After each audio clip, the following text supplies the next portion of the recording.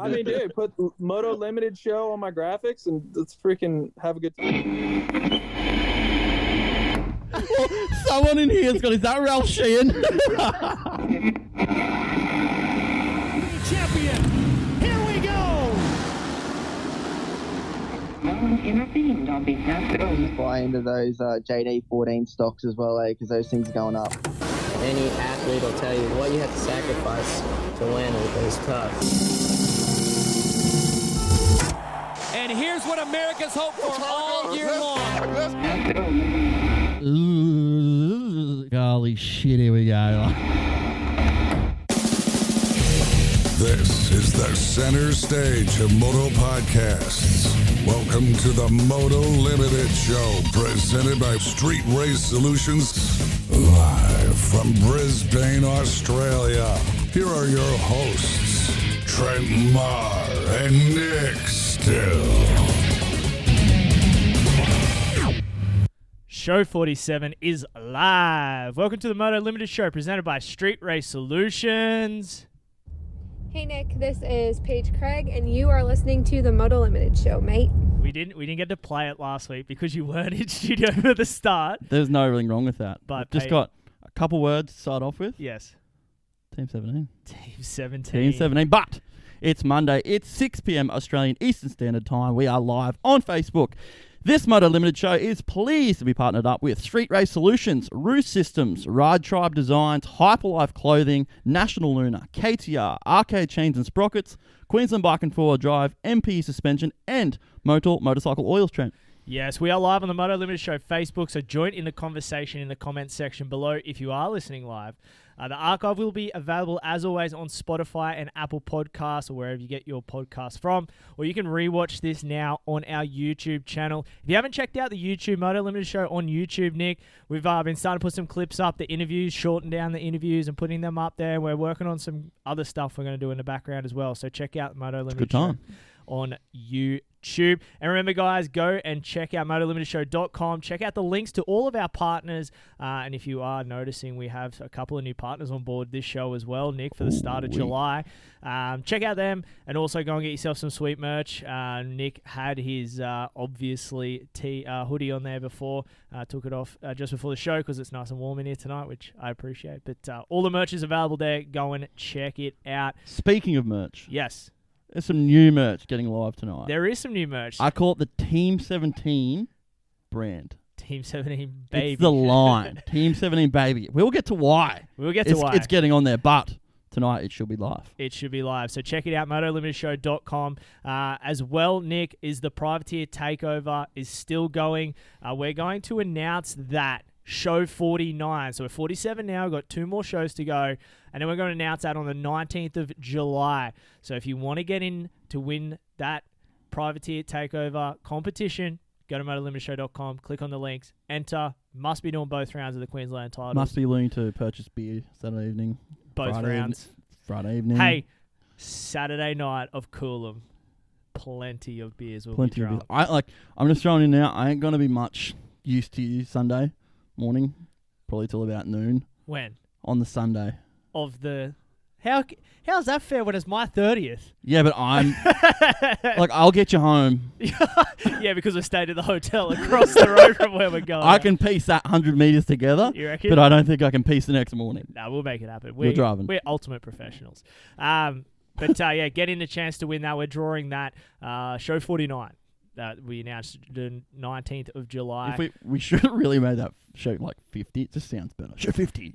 But then it's a week before. We I know. want to get some stuff out to you guys, let you be able to get set up. There's actually some other stuff coming with that, which we'll announce later on as well with Privateer Takeover. We're adding some more stuff to that package.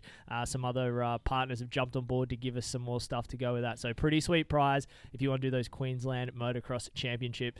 Round 1 at Coolum, round 2 at Mackay. Nick, let's get our guest in first before we jabber on too much about everything else that's going on tonight. Lots happening.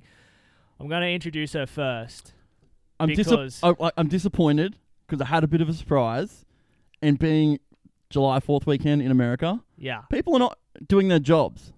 So there was a certain voiceover person not doing their job because he was on holidays. Okay. So sometime next week, I'm going to get this voiceover and I'm going to send it to her, and she's probably going to love it. She's probably going to love it. But she's going to be brought to you by Hyperlife Clothing Company, a new partner here at the Moto Limited Show. Nick, Hyperlife Clothing Company is an Australian streetwear brand to keep you looking fresh every time you step out of the house or even whilst watching Netflix and chilling. Ooh-wee. But they're not just a brand, they're a lifestyle. Live the hyper life. We have 4 new t-shirt designs to release towards the end of winter, coming along with men's shorts, Trent. Men's shorts. We are working with manufacturer design ladies' tights, which will hopefully be released by the end of the year. We are working to get Hyperlife fist handwear gloves, Trent. Yeah. They do a lot of cool stuff. They're doing some cool stuff. Yeah. Mate, and in the near future, we'd love to get our own MX jerseys. That is hyperlife.com.au. Use the code MOTOLIMITED to save 15% off all their stuff. I'm wearing the long sleeve tee tonight. I got the socks on. We've got the socks on. We've got some hats here in the background. I didn't wear mine tonight. You got a hoodie. Usually I like this place like a friggin' igloo. Yeah, nah. But it's summer in here tonight, so I can't wear a hoodie. It's beautiful. It's beautiful. But brought to you by Hyperlife Clothing Company from the Motrex Fly Futures. 17. Team 17, baby. Talia, what's going on? Not much. It's good to be back. That's it. Pull that mic a little close to your face for us. There we go. There we go. Yeah, big announcement tonight, Nick. What is the big announcement that's coming in the way of Team 17? Being the Team 17 bandwagon that you are. What do you call the person that drives the bandwagon? I don't know. The conductor. The conductor. Toot. Let's get this train going because we have some Team 17 baby merch coming out exclusively for Tahlia Drew. But you can buy it yourself, Trent. You can go on motolimited.show.com. Yeah. And get your own. How cool is that? Team 17 hoodies. I think we're going to put a tee up as well. Yep. So there will be a tee, there will be 2 hoodies, and I'm actually working on something else too. So we'll keep that a bit of a secret, but Talia's going to have some stuff by the end of the week.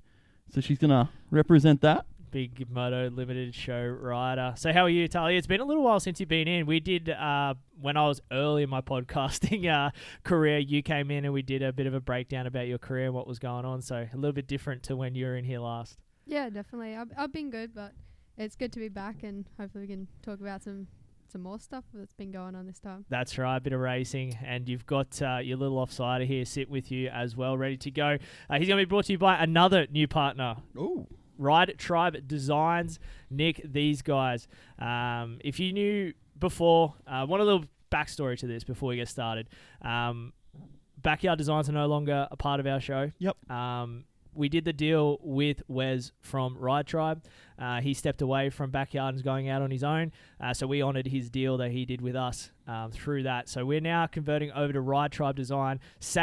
Exact same quality of graphics that you were getting through Backyard. I reckon probably it's more detailed. Like Wes will actually sit down and do it like exactly and work with you exactly how you'd like it. So I think and you'd know from being a designer, that's a pretty important thing that you sort of deal one-on-one with the person that's designing graphics. That's it. They're going to have the custom graphics. They're going to for all modern MX mini bikes, adventure bikes, helmet wraps, etc. If you want to get just their regular run-in-the-middle kit, big bikes will be at $285 and number boards at just $90. Mini bikes will cost $235 and number plates are $75. And they also do jersey pins for $55 for an adult, $45 for youth. So pretty reasonably priced, and then the custom kits on that has just got a design charge, which that's still cheap for a custom design kit. Definitely, but not like 2-week turnaround trend on all kits, and once a proof's sort of finished, 2 weeks, and it's going to be at your door. Local business has been supporting local and national MX scene for 5 years, so it's just supporting the people that pretty much have been supporting the sport, supporting the Rising Motorsports team and many of the local clubs and state riders, and any orders they listen to on the show get 15% off their order. Yep. So is there a code, or we just say Moto Limited Show when ordering? Yeah, when ordering, just put in Moto Limited Show and you get a discount on that as well. Thanks to the guys at Ride Tribe Designs. So brought to you by Ride Tribe Designs. Tonight, he rides for the GYTR Yamaha Junior Racing Team, and he's been a phenom so far this year. It's Kobe Drew. Kobe, how are you? Good, thanks. That's the way. We're pumped to have you in. My screen's a little weird. I needed to... No, it's all right. There we go. Now how I you can feeling? see. Yeah, really good. Excited to be here. Really good. Dude, it's been an impressive year for you so far. The switch to the Yamaha, we've watched you all the way through Sunny States and have been just stoked on the progress. So you must be pretty happy with how 2021 has started. Yeah, definitely. Couldn't ask for much more. That's it. And being under Scott Bishop's tutelage there, he's got a lot of knowledge, that dude. So be picking his brain as much as you can. Yeah, definitely. That's a go. So First question I got for both of you. Ooh. How did you get the night off training? I just didn't turn up to the gym. Is everyone just sitting there waiting for a class? You're not taking a class tonight, are you? No, that's Thursday. It's okay. Nobody's there. So, like, coming from a training point of view, do you guys have to work double harder tomorrow? Or? Oh, well, we trained today during the day, so... So made up for it? Right, yeah. Oh, you're all good then. All Gucci. It's all good. Factory all riders. Gucci. I dragged him out of his room to do it. That's all right. He was busy. Don't blow him out like that, Tahlia. I like it, though. I respect it. Don't, but do. Keep going with that. Team 17. But they're going to be with us all night long. Later on this evening, guys, around 7 p.m, we'll have Hugh McKay joining us as well. The Ride More Yamaha rider, the privateer backed machine there. He'll be on later on this evening as well. We're going to have a chat to him about his Pro MX journey thus far this year and what's been going on with him. So plenty happening. Nick, Hello. Before we get too far into show 47, and is a bad coincidence that both riders were number 46 on show 47. Yep. That's. We are announcing the Ipone oil deal tonight. Now, I'm going to warn you. If it's someone in my street, it is not me. It's just coincidental. Okay, so we had a heap of entries to this, and we appreciate everyone who shared the live stream during the month of June to go into the draw. We have the list of names right here. If you're watching live, you'll see I've got a list of names. We're going to let our guests choose a number 1 and 60. We had 60 entries, which was pretty good. I was pretty happy with 60. That's... 60. Number. I prefer 17. Moving on. Moving on. So, Nick, you have requested that Tahlia picks a number. Tahlia drew. It can't be 17. We've stipulated it cannot be 17. It would just look too bad for us. Yeah. So what are we looking at? It can't be 46 either. That's okay. I wasn't going to pick that. Yeah. What number? You pick a I will number. judge you for what number you pick. And this is a random selection. Can I look at that? You can answer. Don't tell. Oh, look at that. My name. Oh, let's go for 27. 27. Aaron Smith. Aaron Smith. So you see that? 27? Yeah. Aaron Smith. Aaron Smith, you have won $1,000 worth of Ipone products. Thanks to the guys at Link International. Get in touch with us into our DMs. Comment in the comment section. Whatever you want to do, get in touch with us. You got a week. Remember? A week. That is the rule. If you don't get back to us before the end of this week, before show next week, you do not win. So you have 1 week to get in touch with us. I'd be doing it right now if I was you. $1,000 worth of oil. I see his name here a few times as well, so he does listen. So 27. 27, take 10. Whatever you got to sell it. You're supposed to expose me like that. I wasn't exposing. Shit. No. So 17. That's pretty cool. So thanks to the guys at Ipone for that. We've actually got some giveaways again tonight. Feeling generous. Nick. Yep. As people could probably tell from the intro there that you busted through, we got some new partners on. We obviously got the Hyperlife guys and obviously Ride Tribe. Got Moto and RK chains and sprockets on for this month as well. And the guys, again, are giving us product to give away. So we'll be announcing a little bit later on tonight. We got some oils to give away. So keep in touch for that, how to win, how to get involved with that as well. The biscuits and stuff. It is. The biscuits. The Moto. The Moto is what we all come to know and have been a partner here for a long, long time. Go check them all out. Nick, a couple of things before we get into some motocross chat early on. Wanted to put out later on in the week, we did an interview on Saturday morning. Yes, Mr. Bradley. You meant to say the say it together. I was like waiting for you to drop it. Bradley Leonette. Thank you. I just thought it'd be Bradley Leonette. How cool was that, Trent? That's pretty cool. He's Zambia to USA. Yeah, his story is unique. The people he's had around him through his career, and say coming from a small country. Get that word out Talk there. To me. From Zambia, where you got to listen to the podcast because it's so unique. We were just in awe of how he got to where he is and now racing in the US. Picture like a dude who was racing in Zambia. Sebastian Tortelli goes over there, picks him up, and it's like realizes how good this dude is. Takes him back to America to do, I think it was like a 2-week school, just racing, riding over there. This dude has no idea what Supercross is. Like, nothing. Doesn't know what it is, doesn't know what it looks like, how to ride it, and now he races 250 West, I think, Trent, doesn't he? Yeah, he's done 250 And sort of West. talks about that and talks about sort of getting to the stage of learning to ride Supercross and what it was like back home. And the tracks over back in Zambia, they build it by hand. Yeah. Like shovel, hose, everything. Yeah, shovel up. No dig, no ride. Like, Yeah. Buttery can respect that. Hey, how would you go out there, Kobe, shoveling an up ramp to go racing? That's pretty rough. But they were saying 40 people That's like a Total. club day. at a race Yeah. day. Oh, wow. Yeah, between from 4 Didn't he say to like the 50. juniors ride to like 50s up to 85s ride together, and then anything 85 onwards ride together? Yeah, 1, 2, 5. Like up. two classes. Two that is classes. it. It's pretty unique. Go check that out. That'll be out later on. It'll be on the YouTube channel, as well as we'll have it in archive if you're an archive listener. And we will be recording another one this week, Trent. It's going to be fire. We got some stuff coming, so yeah. check them out. Another thing I wanted to put on the front end of here, Nick, before we get into this, is I just want to give a shout out to our guy Darkside. He's going through some stuff at the moment, and I really feel for the guy. And I just wanted to put this out, saying, dude, we're thinking of you. We both love you dearly. I was like, dude, if we could get over there and help you right now, we'd be there. But it's so tough to get out of the country. I think it's like when we finally do get out of the country, we're not going to put on social media. Nah. Me and you are just going to slide on out, and we're going to turn up on his door. Yeah, because he's a good dude, and we appreciate everything he's done. Love the for us. guy. Yeah. So I just want to give him a shout out on the show. Hopefully he listened to this. And I might or might not be doing the wrap-up show notes. Moving on. That's Maybe. another question. Cool. Let's get into some motocross talk. We had the Lusas Oil Pro Motocross Championship at Red Buuud on the weekend. Must say it. Can you give me a Red Bud? Give us a Red Bud. Red Bud. Yes. Give me a Red Bud. Red Buuud. Yes. It's so sick. 4th of July weekend for you guys that are heavy into the US stuff. It's obviously their biggest day of the year. Not Independence Day. What is it called? It's 4th of July weekend. 4th of July, America's birthday. Yeah, that's the one. I was looking for that. So, American theme. There was some American flags everywhere. The kits all had American. AP just in his element. Oh, dude. AP on the podium, just yelling Red Bud at every opportunity, wearing that, like, American flag cut off. That was pretty cool, Tahlia, wasn't it? Yeah, Seeing him do that. it was alright. That's AP, dude. Like, In a nutshell, man. I hope, and you know what? It's come off the back of him riding good, hey? He's back. Because remember, he was pretty quiet there while it was not going good. Yeah.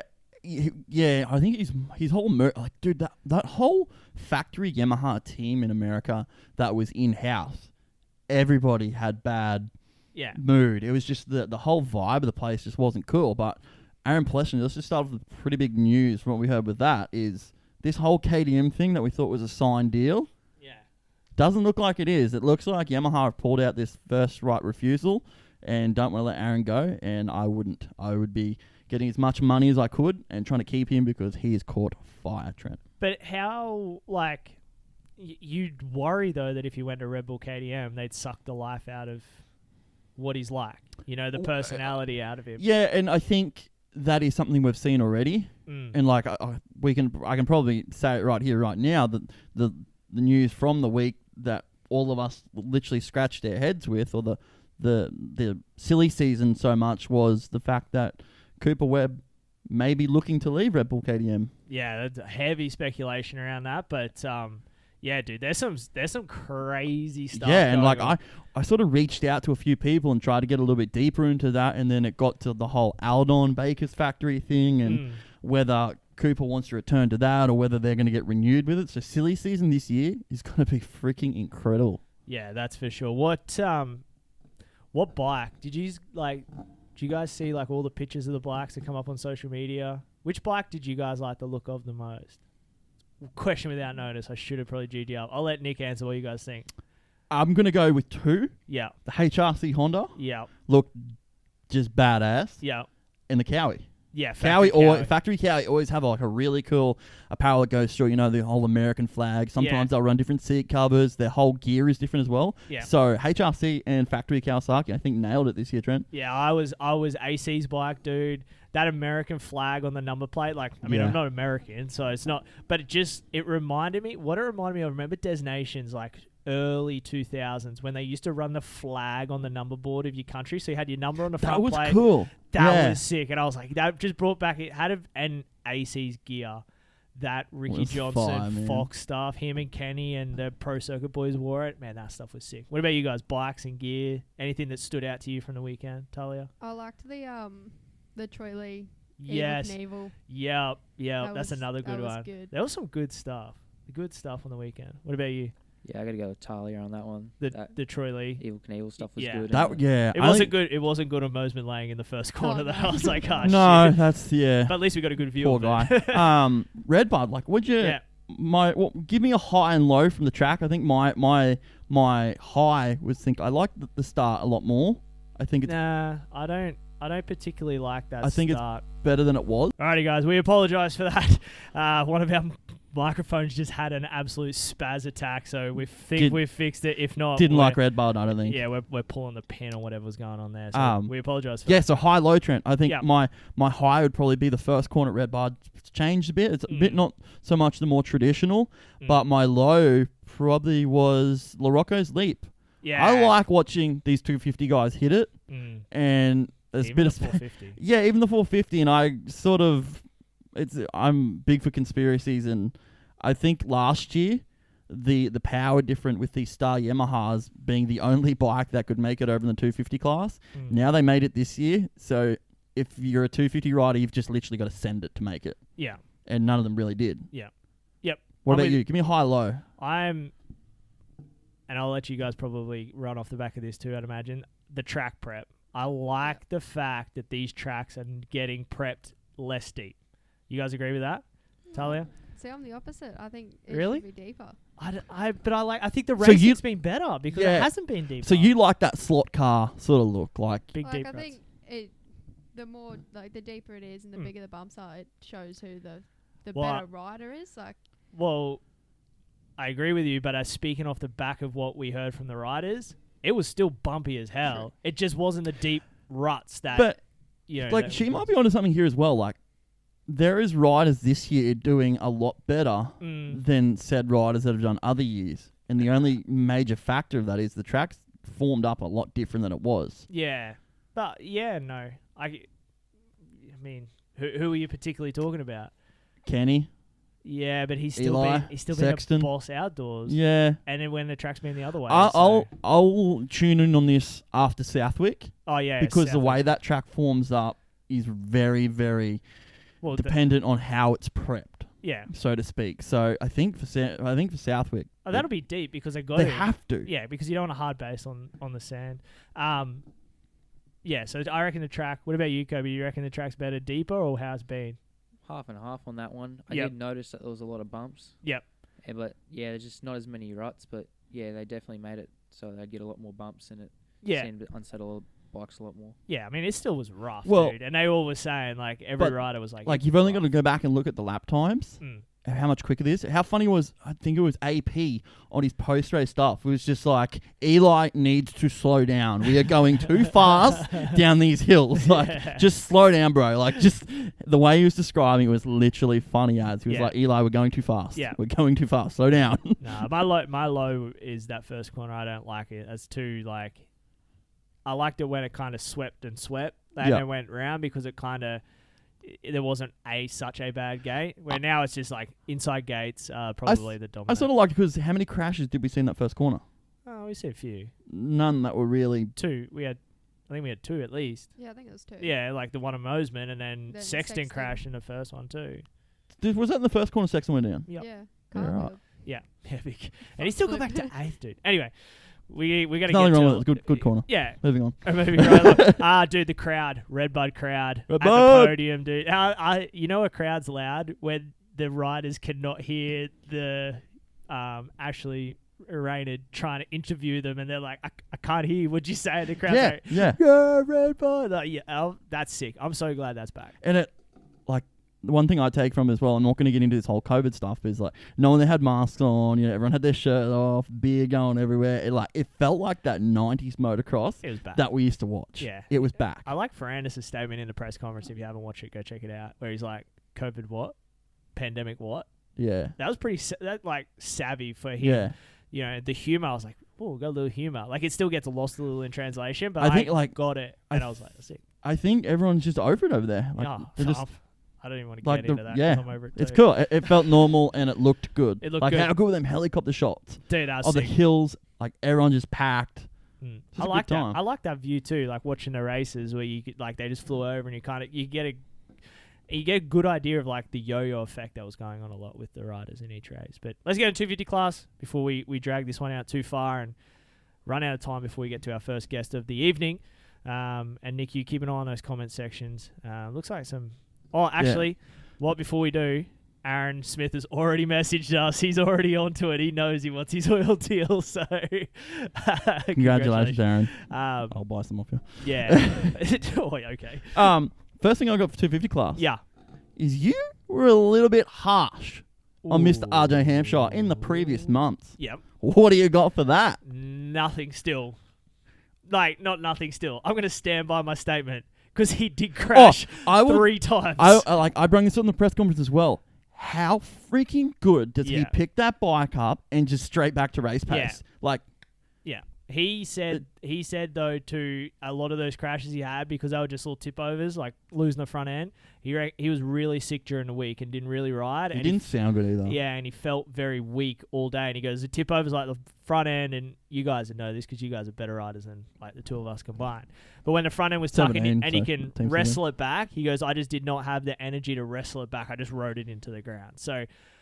Yeah, but he still crashed 3 times to me, and that's where I'm like, he is fast, and I've never said he's not fast. It's just those crashes. He went 2-2 for the overall win, and still hasn't won that race that he probably deserves because he keeps tucking the front. The first Moto 1, another lap, and I think Jet's got big issues on him. Yeah, he was coming. And I'll get to Jet, but yeah, Tahlia, anything on RJ? Oh, it was just insane. Yeah. Like, the amount of times he went down and he just came back that fast. Yeah. And it didn't take him long to pick it up either. no, like he just Like, he's straight back to his. He lost like 5 seconds. Yeah, and then straight on a race pace, and even quicker than race pace. Yeah.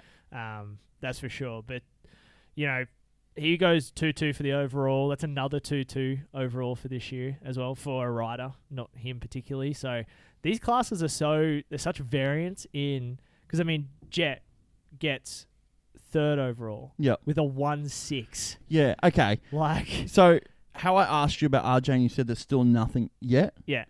Last week, he blows the chain. Yeah. If he doesn't blow that chain and does win that moto, yeah. And I ask you this question, does it change?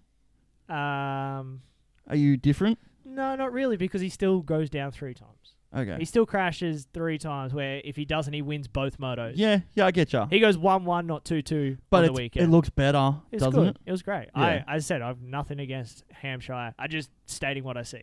Yeah. And what I see is a lot of him bidding it and not getting the wins because of those little mistakes. Or the big ones. Yeah. Which the big ones are usually pretty big. They're big. Yeah, so Jet still keeps his points lead. He loses a little bit of points. 8 points separate him now and Justin Cooper in the championship, but he's still there. But it was a rough day for Jet Lawrence. Wins the first moto, yes, but that second moto, Kobe, coming from like 37th or something when he got across the line to 6th, he's fast. So for him to salvage a podium on a day like that, that's pretty good going.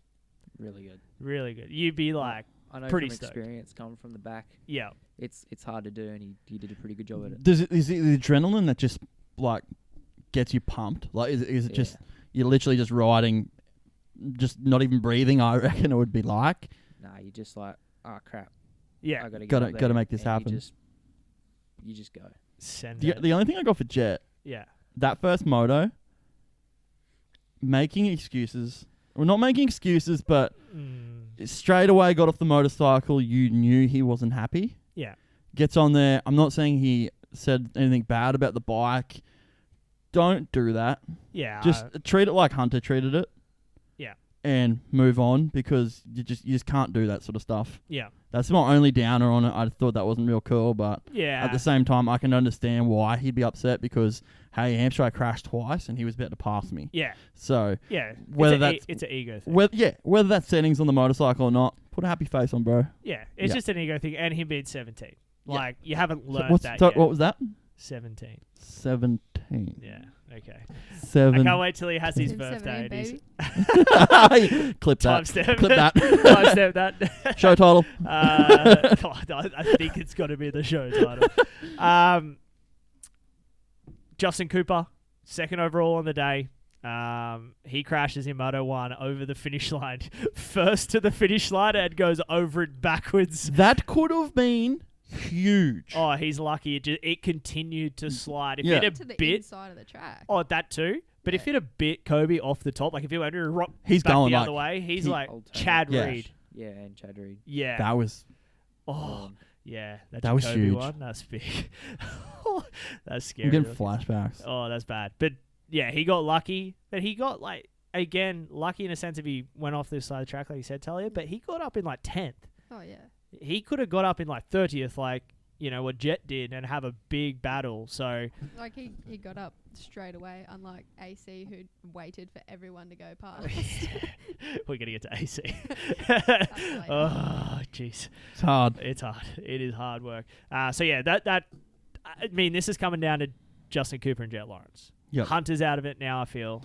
He was good. Yeah. but Okay. Yeah. No, he's not. He's not out of he's it not, yeah, he's not at that pace. Like, those two have a level that Hunter is not at. And it's Yeah. not being mean to Hunter. He's just not at that Yeah. level. He was there with Jet and RJ in that first moto, and they not streaked away from him, but he lost that toe, and he was just back of them guys. Yeah. Which means he just doesn't have that 1% at the moment, which is, I mean, 1% is better than... Well, 1% is everything. That's what it looks like. Look at Yeah. Tomac. I think that was the whole 1% thing. Yeah. But Justin Cooper's teammate, Mr. Jeremy Martin, That's tough. that made me lose money. Dude, you were putting out some wild bets too Hey, in a group chat this What do week. you mean? Like, most of them were pretty legit, though. That What one- was the weirdest one? Where did he finish? 5th. Exactly. Yeah, and you said... If Faulkner pulled his head in and didn't cartwheel his brains out in qualifying, I was golden. That was Moto 1. No, he cartwheeled in qualifying. Yeah, but didn't he cartwheel at Larocco's Leap in Moto 1 too? No, Or was that... yeah, no, that was his Lorca Leap was cracked as qualifying, and his hand was jacked. Yeah. And like, I was talking to Mr. Ollie Stone, who's his race mechanic, and they reckon, dude, they replaced the swing arm on that motorcycle. Oh, you would. Like- hey, Ken Roxon's bike, they're throwing that thing in the trash. Like, after what he's like, dude, it was just a motor and a frame as I replaced everything, and hurt his thumb or something like that. So I think his next crash might have contributed. But let me ask both of you right now. So Jeremy Martin, he's got a couple broken fingers. His wrist is pretty jacked. He's got a jacked shoulder. He's had all these big crashes. Coming into Red Buuud, where did you put him to finish? Not in the top 5. Exactly. Definitely not. Exactly. Dude, Thank he's you. a championship favourite coming in. Yeah, but with all the circumstances, I know. like if he was 100%, you go, oh yeah, top Yeah, 3 for but sure. 30 minutes on Red Buuud? He's probably one of the riders that got lucky. It was probably not as deep and as nasty as it Yeah. has been. But, I mean, you guys can all say that, but I was still right. Thank you, guys. Because he got Thank 5th. So, I know. I hate because to be Faulkner right. couldn't pull his head in. I know. Yeah, but what more would you expect from Faulkner? Yeah. I feel it's there is a lot going on for Austin Faulkner right now. Yeah. I feel so sorry for the guy. I Dude, really do. You know what I'll give him props for? And I've got to thank Weege for putting this on his Weege show. We were broke down with Weege in the press conference. It was pretty funny. Oh, we yeah. weren't broke down. We were just... he was sitting there and everyone's like talking at him about different things he said or did on the broadcast. But he did a post-race and they had a media corral.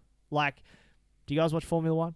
No much? So in Formula 1, they have this like pen and they have cameras all the way around, different media outlets all the way around the outside, and all the drivers walk around and give their 5 minutes to each media. So they did the same thing at motocross this weekend, put them in like a little pen area and let them walk around and talk to media. Austin Faulkner came and stood there and talked to every media outlet after the day he had. He deserves props for that. He could have sat in the truck and sulked because he had a bad day, and and is struggling, but he went and faced the media, and they were all grilling him about what the hell's going on. And he stood there and talked to him. There's a lot going on in his personal life, which is reflecting a lot what's happening with Monster Energy Pro Circuit. But like you said, to be able to go out there and front that and deal with it, and good on him. He understands that media is a big part of it, and I seriously, the rule like with his contract, Trent, was he would get a $450 deal if he got a championship. I don't know if Eli Tomac leaving that team changes that, but if he's not on Kawasaki, he's on Gas. Yeah, but he said to Darkside that deal's done, but then I've heard other things saying it's not. So what he said in the media though is that it's done. A couple more things before we move on to 50 class. And if you guys have got anything, jump in. All right, when I move on from this, Jalik Swole didn't back up last week's result or week before's result. Why? I don't know. Like, what? It's hard. It wasn't good all day. It's not like you got good starts and faded. And it's not. I mean, the track's a little different, but you can't. I mean, you got to be able to ride it. But he looked super dominant at High Point. It looked incredible. And then we didn't see him at all this weekend. Like he just wasn't. Same as Marchbanks. Yeah. You guys got anything on Jalik Swole? Yeah, I think it's just. I reckon it got to his head. Yeah. Like, he had all the adrenaline from those good races, and then went, oh. Yeah. Now I got to do it. Suddenly again. one of the guys. I got to back it up. Lost it. Yeah. Yeah. And that pressure of backing it up, Kobe, like, kind of gets you a little bit, doesn't it? Like. Yeah, it would have been a bit too much for him. Yeah. Have to stand out now. I've won one, and now I've got to go and do it again. Yeah, like, because it's not like he was sort of always around the top 5 hanging there. He went from nowhere to first. Well, his best result in motocross was at Thunder Valley when he got a 6th. Yep. Yeah. And then goes and wins the following round. Like, it's pretty insane, the jump. So, yeah, he was a little... Levi Kitchen. Dude, I had him. 9th in Moto 1 was... That was a good ride. And he come through, too. Yeah, I didn't see much of him. No, but they showed him at the end of the race, and he was like 28, 29 minutes. He's still, like, scrubbing stuff and just looked aggressive. And I'm like, he should be... If he was unfit... You'd see it. Apparently, test track, he is fast. Like, but he's running 450 times on a 250. Yeah, but my thing was he was looking aggressive at 30 minutes. Yeah, so the fitness is there. Yeah, the fitness is there. He's just gonna. And then I can't remember what he got in Moto 2. I think it was like a 13th or 14th or something like that. It's in the results. You guys got the results. I haven't got them. But yeah, he looked fast, and I'm pretty stoked with that. Anything 250 for you guys? Anything I missed? Anyone that stood out to you? No. Just the errors. A lot of errors. Moto 1, a lot of rookie mistakes, the way I see it. And I think that might come back to the way the track was prepared. But there was a lot of slight little issues like that. I mean, yeah, slight issues, but I think that's just what we've come to expect. The pressure and the speed at the front is so high at the moment. Like, little mistakes are costing you big time now. Oh, yeah. Where you can't be, 5, 10 odd seconds apart and make a costly error, get up and still keep your position. Like, there's a freight train of dudes behind you ready to take over. So, like, one little mistake costs you 4 or 5 positions, not 4 or 5 seconds, Yeah. So it's a big difference. And they're all young kids at the front too. Yeah, well, that's right. But 250 title, who's going to take it away? Jetson going to do it? You're un-Australian. I was going to tell you. I was about to say something else. I want Jet to take it, but I think that if he stops crashing, Hampshire will come through. Oh, he's a long way back, though. He is back, but I think he's 60 or something. He might knock Jet back a bit, and then someone else might come through. I don't know. See, one of the guys, when you think about it, I'm going to bring this up a little bit when we get to AC. AC doesn't score points in the second moto. That's 25 points. It is easy to do a big swing in a day, Trent. Oh, it is. That's 50 points you can do in a day. You get injured. Yeah, but I mean, Hampshire, I think was he in points? I gave them guys the points and we didn't need it. But he's a fair way back, and I think he's still got like 4, I think he's 4th or 5th or something like that. So he's still got a lot of rides he's got to jump to get to that point. Like, it's not like it's just Jet. Like, yeah, he's 60 points back at Jet, but then you've still got 4 other dudes that have to do bad as well for him to make up more points and jump those positions. But I'm just hoping that Jet stays consistent this year, whereas like last year and stuff, he'd go well and then send it and crash. Yeah. Like, if he doesn't crash out, he's got it for sure. But as long as he stays in. He's been showing though he's more mature. And I think one thing we really need to touch on with Jet is I'm pretty excited about what he did in Moto 2. Like he didn't compound with more errors and more mistakes. He ground That's maturity. Yeah, exactly. I think he's got the head. It's just a bad day. We all have it. Title. Jet. Yep. Yeah. Cooper. You going Cooper? Cooper. All right, cool. We got a bet. $10. Making big bets. Let's go 450 class. And we started at the top end of the show. AP, cut off sleeves, American thing. He just badass. Mullet, mustache, just redneck American as it could get on the weekend. He was here. But dude, 2 hole shots for AP as well. This is the first time we've seen. How sick was the look back? Yeah. Like typical AP. Yeah. Sure, like have a big look over the shoulder at everyone and just pin it. So 2 good starts for AP, which is nice to see because he's not been the greatest of starters throughout. And he even said that too. He's like, I've been working on my starts. It's finally good to see him pay off. I'm like, yeah.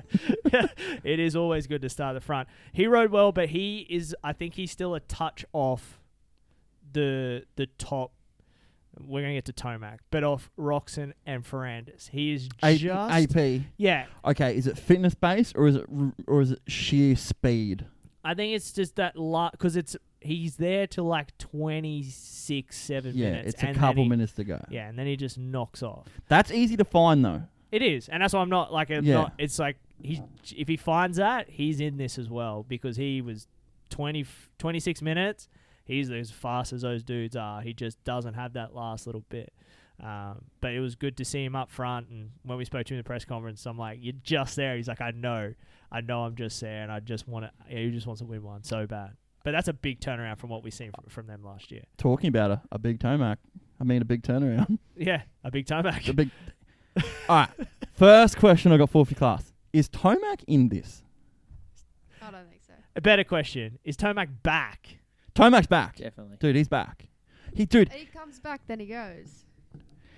Motocross, he doesn't usually fade again, though. Once he sort of finds his set. And I think this is all it was. They did a lot of settings testing between Parla and High Point.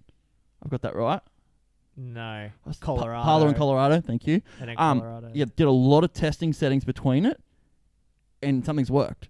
Eli's fastest lap of the day was his last lap on Moto 2.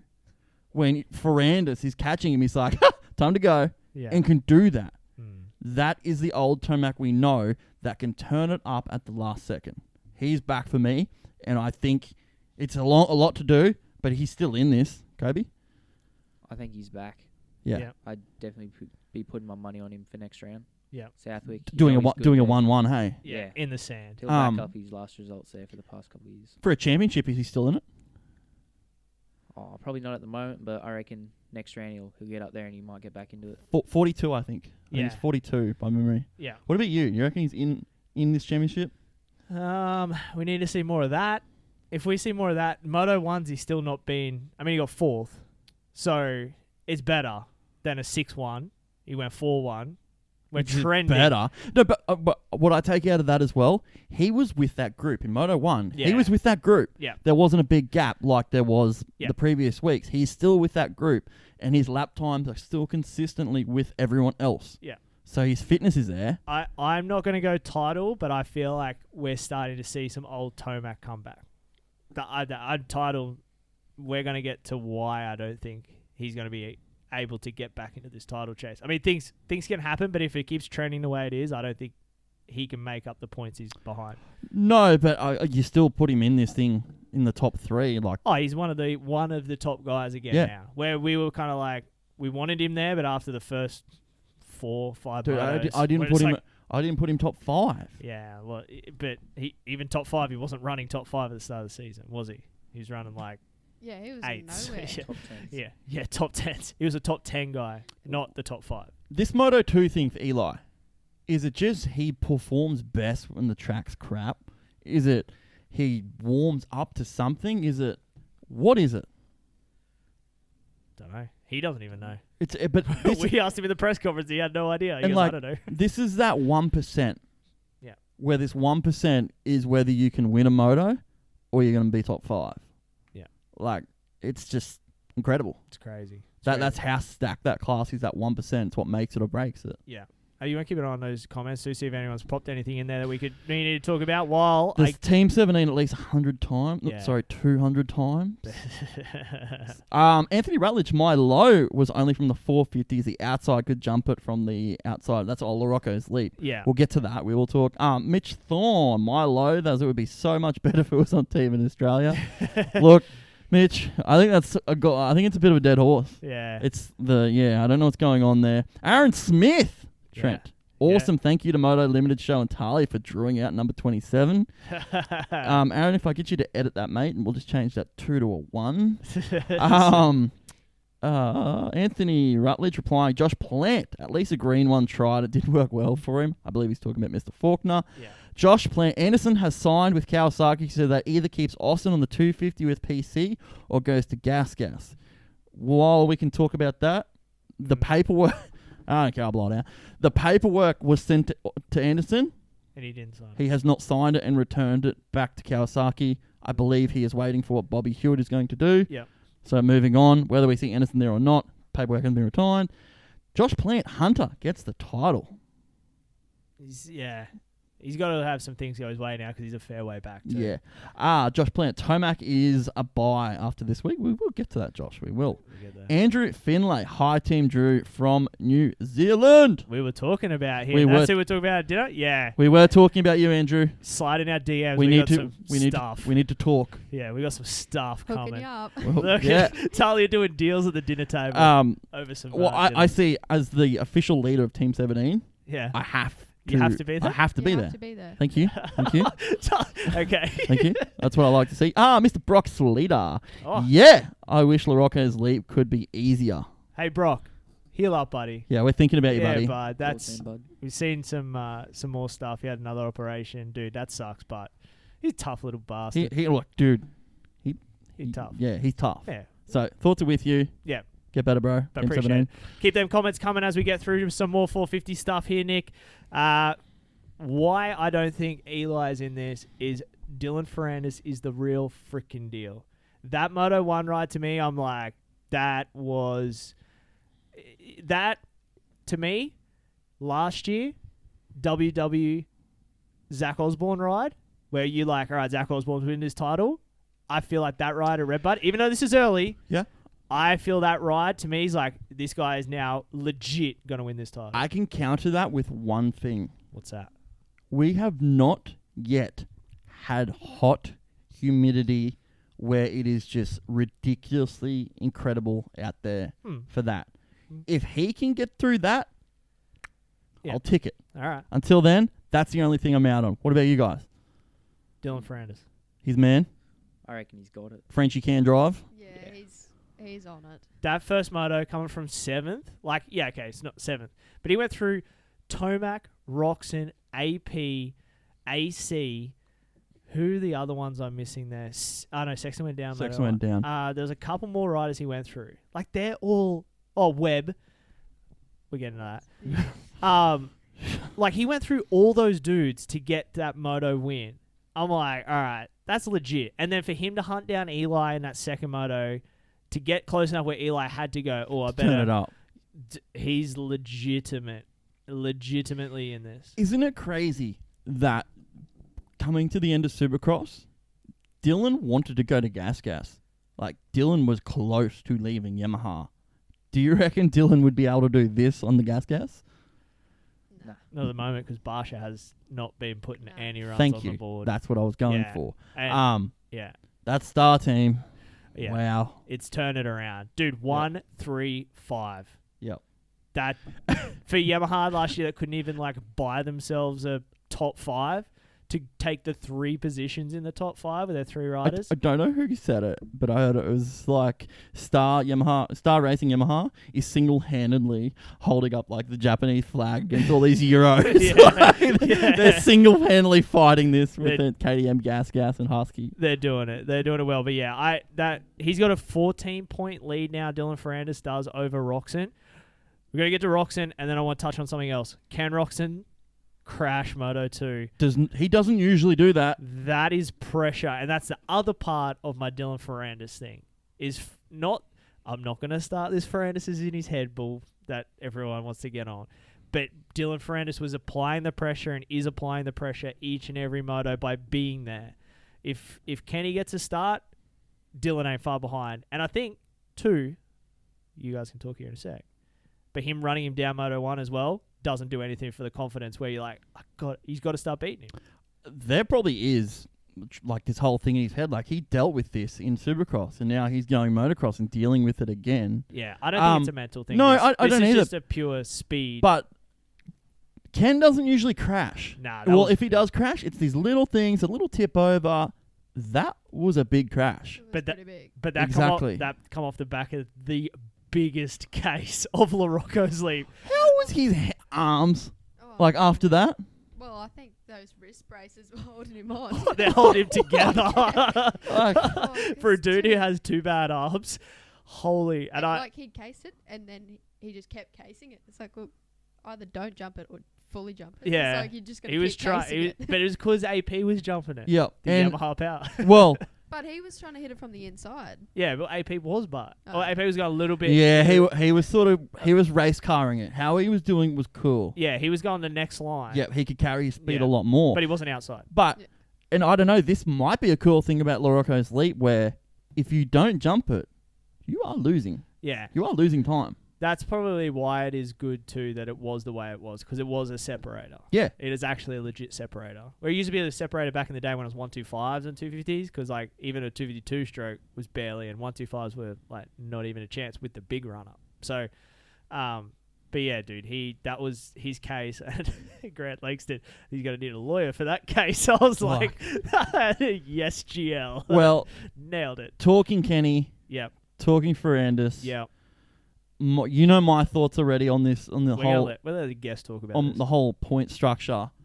Their penalty they got for jumping under the red or whatever it was. What is your thoughts on that? Oh, I didn't see it, and then like I heard about the penalty, and we had no idea what was going on. Yeah. So we obviously knew they must have jumped on something, but I didn't see it, so I didn't think. We need to get the I should have had the replay ready. Yeah, I might even try and. But what pisses me off about this is not consistent, Trent. Yeah, the penalty is not consistent, and the penalty is completely different to what the book is. Yeah, you've read the book today to figure it out, because it's not. It's like, yeah, how? Like, how do you get that? Did you see it, Kobe? Did you pay attention? All right, I went back and watched it because I seen that come up, and knowing that we're probably going to have Dylan Ferrandis in the press conference, I went back and watched it. For that who haven't, go back and look at it. I'll try and explain it the best I can. Ferrandis does get, so it's a wheels on the ground flag. So your wheels are meant to be ground. But you know when you roll up a jump, you get air. Dylan probably got a little bit too much air, but he landed on top of the jump, rode across, and jumped down, right? Roczen jumped the jump. So I can go with Ken getting docked. I'm not on board with Ferrandis getting docked, because I'm like, you did jump, but he didn't jump the jump or put anyone in. He jumped up on top and rode across, but he jumped, according to AMA, too far. His wheels weren't all the way on the ground. And I'm like, that's a judgment call. That's where the inconsistency, the docking of the points now, I'm like, I don't even know that. But I don't know how you can judge that and go, you weren't wheels on the ground by, you jumped a little bit further than what we would expect. That's pretty unfair. Is that what you guys think of it? Like, so that's the circumstances. Roczen literally jumped the jump. Yeah, that's fair enough. But yeah, Ferrandis landed on top, but he jumped sort of maybe halfway along the jump, if that. Like, and they docked him. Like, I understand there's got to be a penalty. Yeah. But it's just inconsistent. It's got nothing to do with what the book is. Yeah. Right. We asked him in the press conference, and he said that he could. There's a Red Cross flag in the corner, and there was a Red Cross flag on the down ramp, but there wasn't one on the up ramp. There was only a yellow flag on the up ramp. And in America, which is different to us, Red Cross flag is wheels on the ground, but yellow flag, you can still jump. So if you didn't see that Red Cross coming into the corner, which Dylan says he did it, and we don't know what Kenny's side is yet. Kenny's been done a few times for the jump. That was my next, Yeah. This year. But if you turn that corner and you just seen the yellow flag, you jump. Yeah. And I think that's probably what Kenny's argument's going to be, and that's what. But even Ferrandis took the risk out when I'll just land on top anyway and still got docked. But like 35 other people did see it. Yeah. So Yeah. I think that comes into consideration as well. Oh, it meaning does, yeah. It must have been there. Yeah. But I'm also just not real pumped at just the inconsistencies in it. Yeah.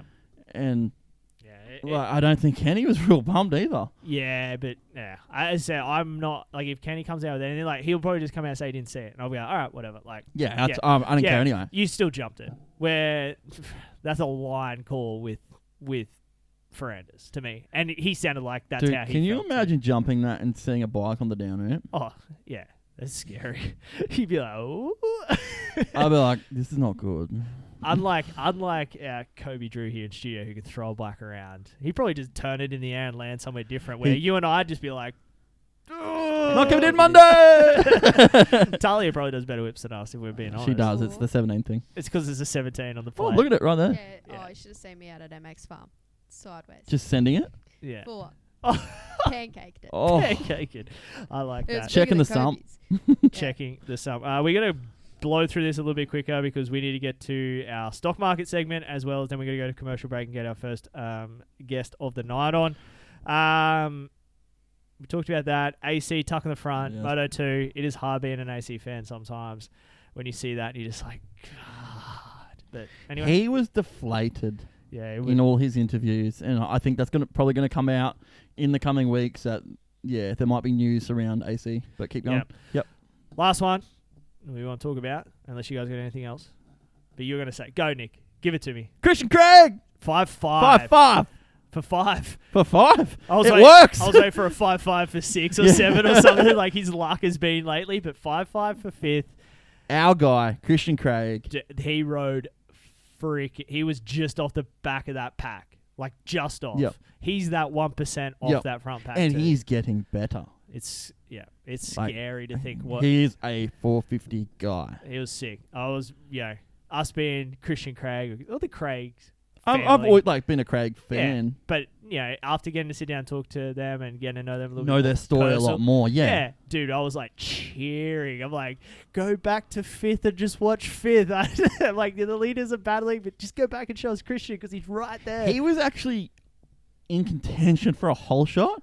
And then cooks at first corner and goes deep. Like, deep. Christian's like, what am I doing? I gotta start. But Star Racing Yamaha. Yeah, 135. They're gonna be pretty pumped. Incredible. And you're a Yamaha guy. Those things are obviously legit. Oh, the Star Racing bikes, they're on another level. Yeah, but even your bike, like, dude, you've had some incredible. He rides. would make a lawnmower look quick. Dude, we'll talk. The 250 is like obviously the bike of choice in the 250 class, right? Yeah. This guy he's a big kid too, ripping hole shots on 125s as well at some points. Don't know how to do that. I want to talk about that later. I want to talk about this 125, 250 thing. Yeah, I remember him coming out. I think it was Warwick when he pulled one. You look back to see if the gates had actually dropped. I think at one point because you're like, what am I doing here? Like I don't start up front. I don't know how you've been doing that either because. Oh, trust me, no one else does either. You're just trying to capture something of it. Yeah, 250. I either wheel spin it or do a wheelie. I can't get the balance. The 125 less power, I can figure it out. Yeah, it just drives. Well, that's we'll talk about it later, but getting off 125 and 250 consistently, that's 450 class, Trent. That is 450 class. We'll wrap it up. As we've discussed, we're getting a new segment in here, and it's the stock market. And obviously, we had the Pro Motocross on the weekend. Get in the comment section as well. With yours, we had some pretty cool ones. Wiz, you ready to write this down? Actually, we didn't introduce Wiz, and I hope your microphone works here. But hey, Wiz. How you going? Good, mate. How is things? Yeah, I think everything should be fine now. I'm hoping. Okay, Unless cool. This should be working. Yeah, and my apologies for not introducing you at the start of the show, but I was. That's all right. There's as a lot long of as I get things introduced, I guess. Yeah, there's a lot of things going on. You got to take down the stock market, and we're going to include you in this week. Ooh, okay, yeah. you are for context for people, you're not a moto guy. You Come into it late. I'm slowly pulling him across. He's coming across, and we were having a conversation here backstage. He was hitting us with some facts, Nick, and I was like, the boy's been watching. Yeah. All right, we're going to put you in some of this, all right? All right. I'll keep your microphone on. Stock market guy, buy, hold... Oh, my nose is itchy. You good? Yeah, buy, hold, or sell on particular riders. We're going to start with around the table. We'll go Kobe first, RJ Hampshire. Do you think the stock's rising, or... You want to hold, or are you getting rid of that? I'd buy him. You buying? All righty. Tahlia? You got it for torn the between- championship. Oh, I'm not sure. You're running the bandwagon. Trust I'm me, it's torn hard. between like buying and holding, but I'm gonna buy. You gonna buy it? I'm holding. Me too. Crashing Yep. and weird, freaky stuff. Fast, but crashes. Weird shit happens. Yeah, crash is killing me. Wiz, what about you? Yeah, I'm going to hold too. Okay. Because those crashes there that he had, it was, while little crashes, nothing major, it was enough to at least put him back a little bit, so he had to actually catch that time up, and Yeah, well, it I cost reckon him. that would have put him out of the contention for both motos. Well, it cost him 2 wins. Yes. Yeah, technically. Nick, what's the next one? Ooh, Mr. Aaron Plessinger. Yeah, buy, hold or sell? Hold. You gonna hold? Hold on AP. Tahlia? Buying. Yep. I'm going with Tahlia. Holding. You gonna hold? Yep. Nah, he's on the way up. He's on the way up. Oh, dude, he is on the way up. I just want to see more of it. No, I think he's 1% off, but he's But very if you very buy, close. Then as he Goes up, he's worth more. You make more money. Tahlia knows. Yeah, But it falls yeah. if he starts like going backwards, we're losing big money. Yeah, I need to see a little bit more. Wiz.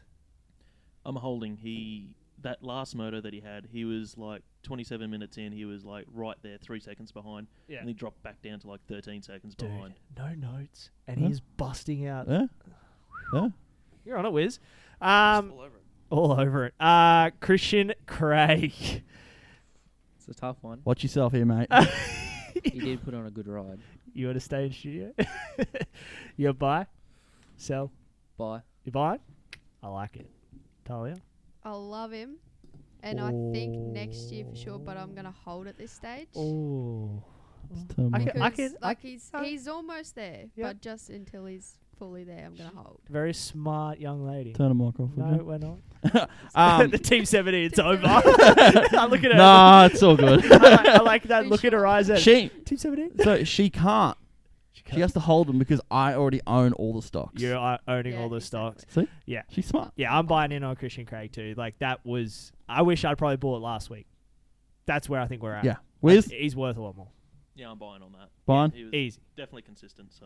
Easy. keeping him up there. Nick, what's the next one there? What? Oh. Yeah, this one's hard. Sushi. Mr. Shimoda himself. Joe Schmoder.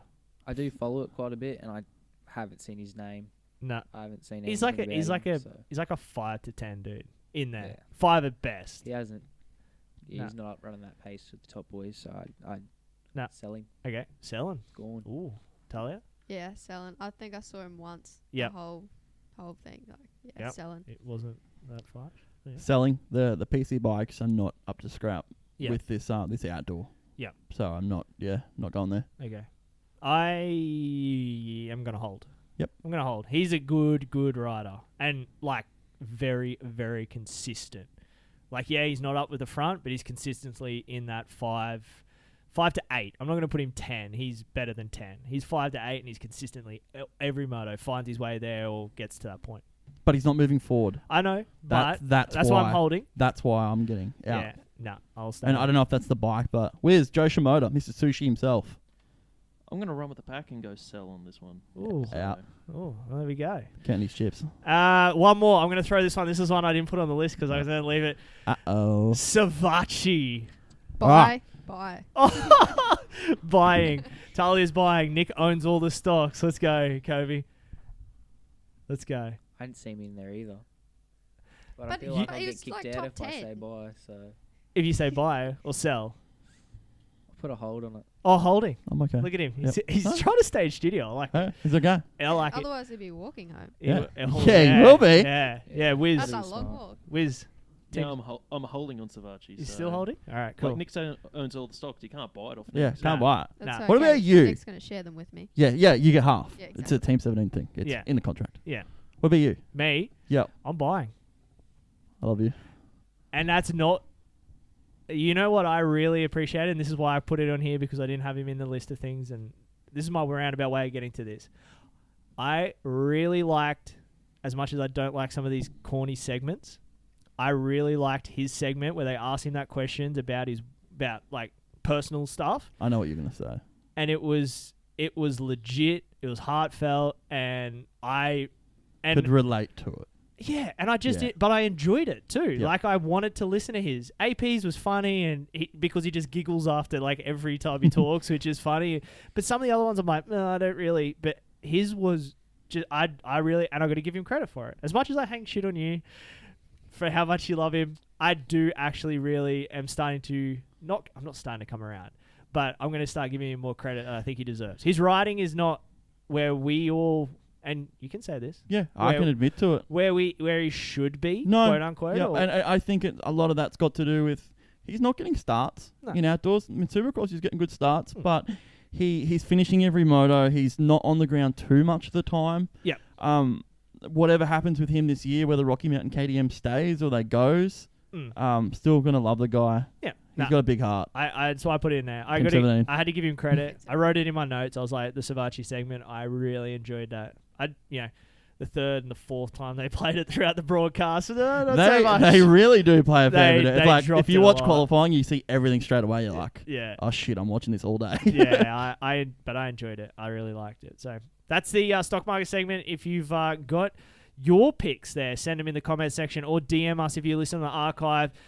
We want to hear what you guys have to say, and we appreciate everything that comes through on our social medias. Nick, let's go wrap up our motocross talk. Yep. Let's get to the first commercial break of the evening. Remember, guys, support the advertisers that support the Moto Limited Show and the sport. We partner up with the guys that are all about racing, motocross, supercross, off-road, the whole works and jerks. They are why we are associated with them. Go and check them out, support them. We'll be back after this commercial break. Welcome back, guys, to show 47 of the Moto Limited Show presented by Street Race Solutions. Nick, we're going to get on our first and only guest of the evening this far. I couldn't find anyone else with the same number. I'm sorry. We're going to get to that here in a sec. But, very convenient that our in-studio guest is 46. Complete accident as well. Guy on the phone's 46. We brought him on the show 47. We're so a bit ironic. But anyway, but he's going to be brought to you by Moto Oils Nic. Established in New York 150 years ago in 1853. Swan and Finch specialize in the production of high-quality lubricants with strong national presence in the US. Swan and Finch expanded their lubricants business to Europe in 1932. That's how long these guys have been around for. And they moved it today. Their headquarters is based in France. The motor line of performance oils are sold in 65 countries, Nick, and they now produce everything from engine oils for any motorcycle application, off-road. They do car stuff as well. Anything from 100% synthetic oil to the 300V range, designed for superior in all aspects of applications. The world's top motorcycle racing teams and most discriminating enthusiasts agree on one thing only, Trent. You know what that is? What is that, Nick? Motul, and for all the right reasons. That's right. So check them out, Moto Oils. We got some stuff here. We're going to give some stuff away later, Nick, as well. Yeah, in the back of my car. Yeah, the guys from Motul have hooked us up. But brought to you tonight by Moto Oils. He rides for the privateer Yamaha rider, but backed by Ride More. It's Hugh McKay. Hugh, how are you? Yeah, really good. Thanks, guys. Thanks for having me on. Mate, we appreciate you giving us the time this evening, all the way from Tasmania tonight, Nick. I think this is our first Tasmanian Would caller. be. That's cool. Yeah. And we all just found out that it is currently the same time there as it is here. Me and Tahlia were off. Yeah, you guys thought it was half an hour difference. But yeah, man, thanks for joining us tonight. Yeah, thanks. It's good to been following you guys pretty closely. So, pumped to be on. Dude, we appreciate that. That's cool. That still gets weird for us to hear. But we'll start. Obviously, 2021 Pro MX. Thus far, we're 3 rounds in. How, in your words, has the championship been going so far for you in the MX2 class? So my championship so far, we started off really solid at round 1. The goal coming in was to be top 10, and we achieved that. And then it was roughly about a week after round 1, I had a practice crash, which led to a forearm injury. Yeah. So Canberra was quite a bit of a struggle for us. But overcome that. We really put in the work before round 3. That obviously got postponed. Gilman. Yeah. But I just I stayed over in Victoria for a little bit to train with the Beaton Pro Formula crew. Yeah. So there's a lot of people that are starting to get on board with that. Yeah. Yeah. So what was that experience like? Unreal. You know, Ross is he's really good. It's a legitimate program, and just the guys that you train with during the week, it's pretty gnarly. Just it elevates you to that another level. So how I'm long, pretty lucky that Ross lets me in. How long how long did you spend with them for? So I did a 4-week block in the preseason before round one. Yep. And then I did another 3 weeks leading into Gilman, and then once Gilman got postponed, I actually got stuck in Victoria in the lockdown. Yeah. So, yeah. But yeah, just a fair bit with Ross, which helped me leading into Maitland for round 3, and Maitland was it started good. I qualified 8th, so I put myself in a good position for a good gate pick. Ripped a good start in the first moto, and just dropped it in a rut. Took forever to get going. So Maitland was a little bit of a disaster with Moto 2 getting a flat tire as well. So yeah, I seen a I seen a DNF there, and I was going to ask what happened there. So flat tire. Yeah, that one. Yeah. So it's just I got a flat, literally probably 2 laps into the moto. We come in. It was just a bit of a show with looking for our spare wheel and where the cart was, and just we was already a lap down, so pretty much pulled the pin there. There was no points to be gained, and it was just a horrible weekend really, but we'll put that behind us, and we've got plenty more racing to go. So yeah, that's it. Another thing I heard on the grapevine, you're pretty good on a downhill bike. Is that right? Yeah, I go all right. I'm you know he's good if he goes, yeah, I go all right. You know he's good. Yeah, I'm super into my bikes.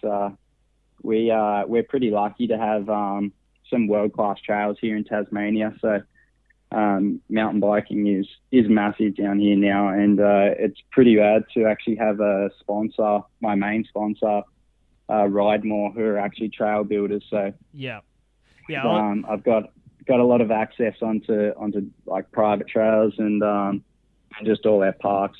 It's unreal for. Yeah, well, I was going to ask, obviously what Ridemore was. So they're a trail builder, which is cool to see them coming in the sport of motocross as well, because it's obviously like a good crossover. It's like a cross-training tool sort of thing. So it's cool that they've sort of backed you in for this year and helping you out in your ride. Yeah, it was pretty cool how that all come about, and especially them being a Tasmanian brand. So it's it's unreal. It looks sick on the bikes, and our setup's pretty fresh this year. So they're supported by Fox. So I'm decked up head to toe in Fox. The kit does look pretty fire. Yeah.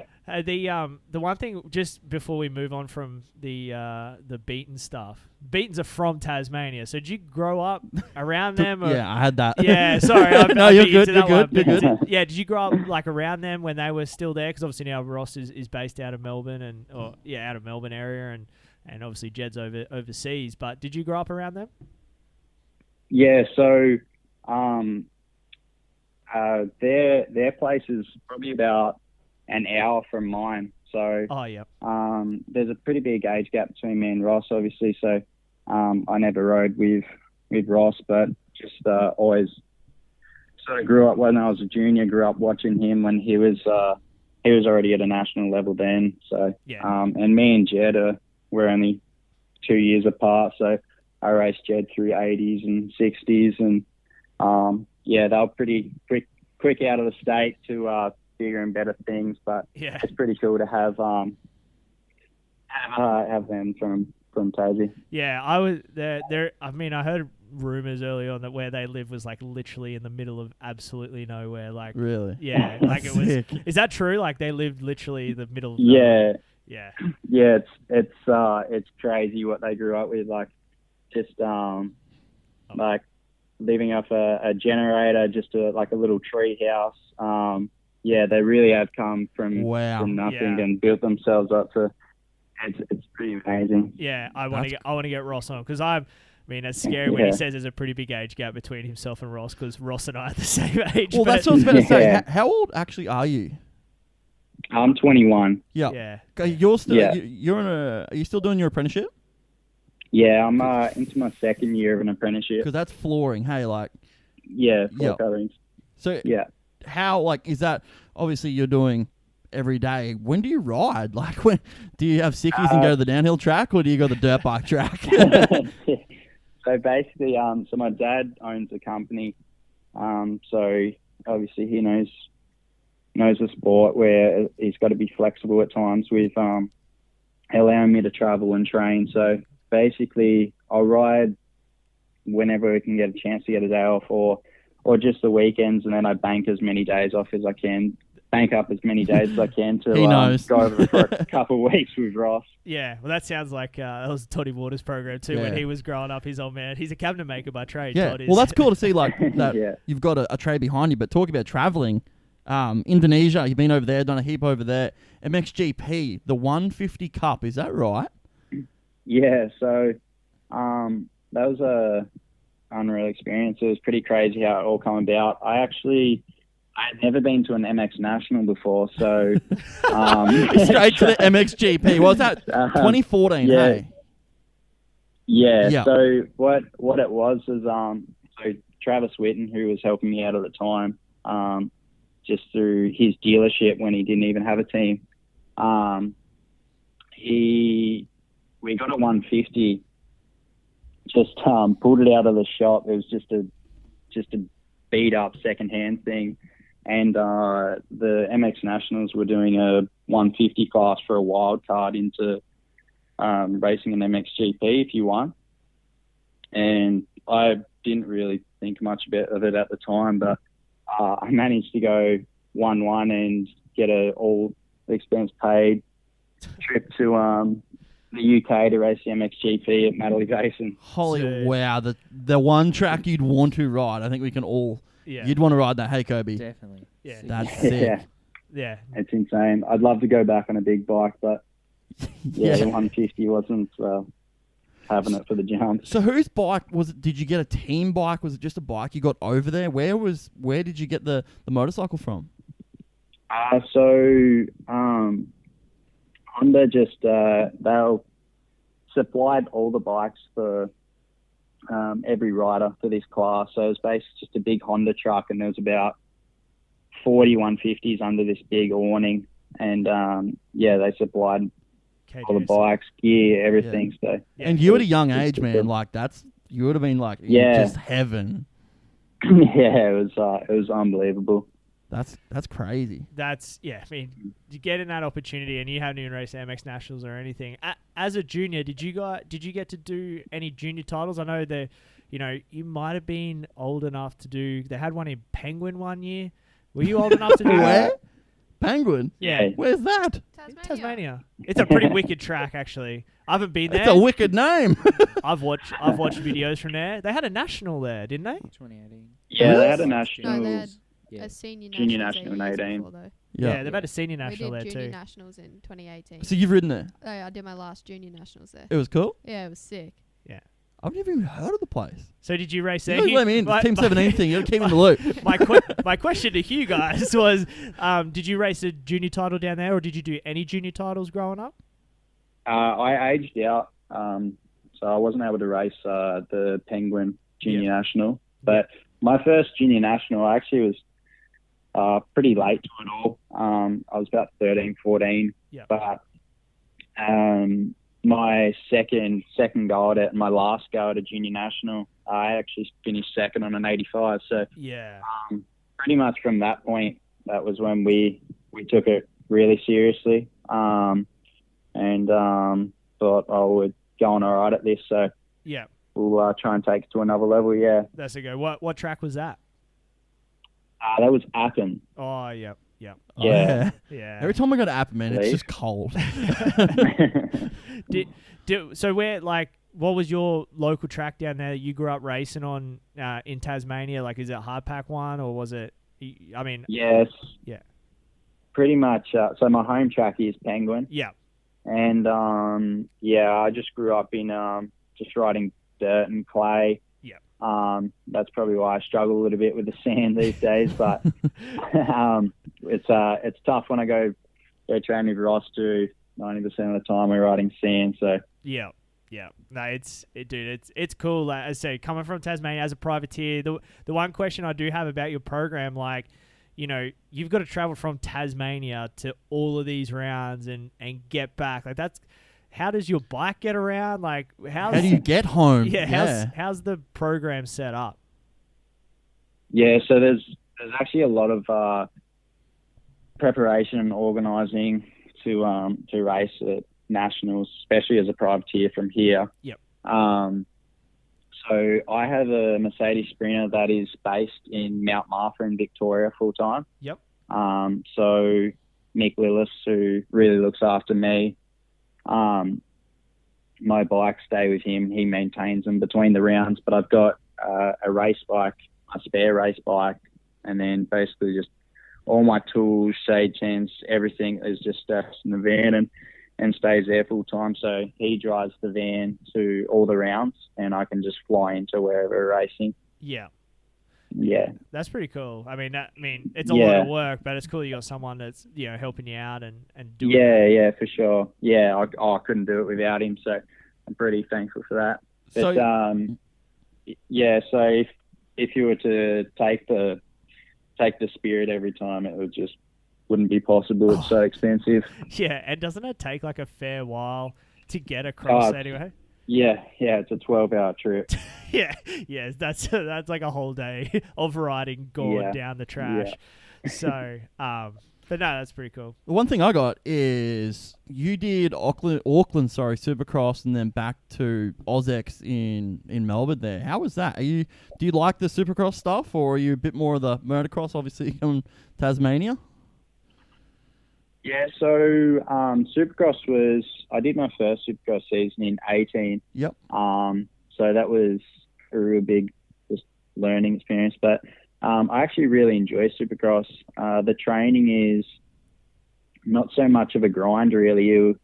Every time you're riding, sort of, it's not so hard on the body, and it's really fun. Just you can always work sections and just get better and better. But I had a pretty successful Supercross season in 2018. Yep. And then 2019, I just had a few too many crashes. But Auckland and AusX was sick. It's always unreal to race in front of such a big crowd, and it's a pretty cool experience. Did you ever get to do that straight rhythm in Tasmania? Did that actually ever go ahead? I never really followed it. Was that a thing?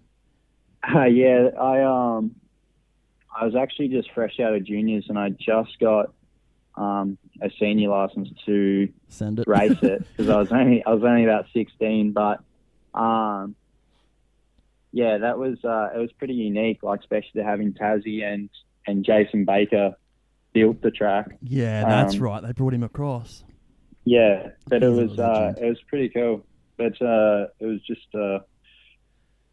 It was a shame that the event didn't continue on, but the track's actually still there. Really? So did they just build it on someone's property? What? I don't know anything about it.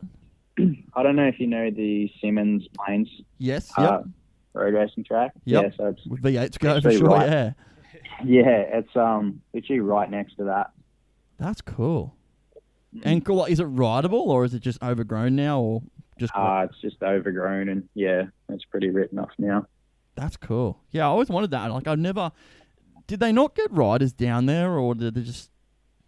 Was it? They got a lot of riders down. Like we had a lot of international riders: Will Hahn, Justin Brayton.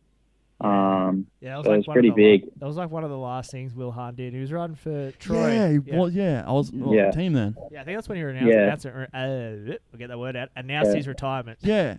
That's that cool. year. Yeah. I really like they sort of brought that straight rhythm thing. Be nice to bring Yeah, back. and definitely. the prize money was huge. I mean, them international guys would have cleaned up, but I was like, I think I got 8th overall and walked away with like $3,000. Holy, what did the winner take? I think Brayton took home 30 and they Grant Stapleton won 250s, and I think he made like 15 to 20 grand. That's not bad. And you would imagine, Yeah. you'd imagine Brake would have got sign-on money too. Oh well, Yeah. dude, he just American to them, like yeah. Yeah, they would have sign-on money. That's Had to. That's cool. That's pretty cool. That's a cool experience. Hugh, before we let you go, mate, we like to have a bit of fun here on the Moto Limited Show, and we like to get some questions of people who don't know the Hugh McKay story. We give them a little bit. We'd love to have you on for a deep dive and to really go back in the archives. But we want to get them to know you a little bit more personal. We get some fun questions. So we'll start easy. Favorite track for you that you've ridden or you want to go ride? Like, what's a track that you've ridden that you loved or you want to go and ride? I'd have to say Madeley Basin. I'd love to go back there on a big bike. Yeah. Yeah. That's pretty... I sort of set that one Yeah. up. I could have probably answered that one myself, but I thought maybe you would have threw in Penguin because it legit looks... You can't get over the fact that I'm Penguin... trying so hard. Believe it or not, there's like actual penguins there. You're shitting me, right? There is penguins there. Let's go. You might have to show you around. Yeah. But yeah. Favorite music, Hugh?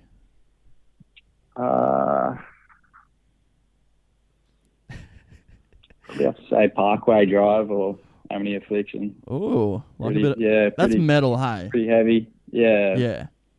Got to get motivated somehow. Dude, if that's what does it, that's what does it. Hey, we'll Sort of get, a gym thing, yeah. yeah, we'll Penguins and Parkway Drive. it's pretty fun. It's all G.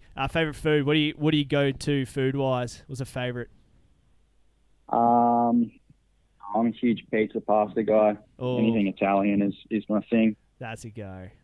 We had Tanny on last week, and he's been eating pasta before race days. Yeah. So What was it? What'd you call it? go fast, eat pasta. That's it. Yeah. Show title last week.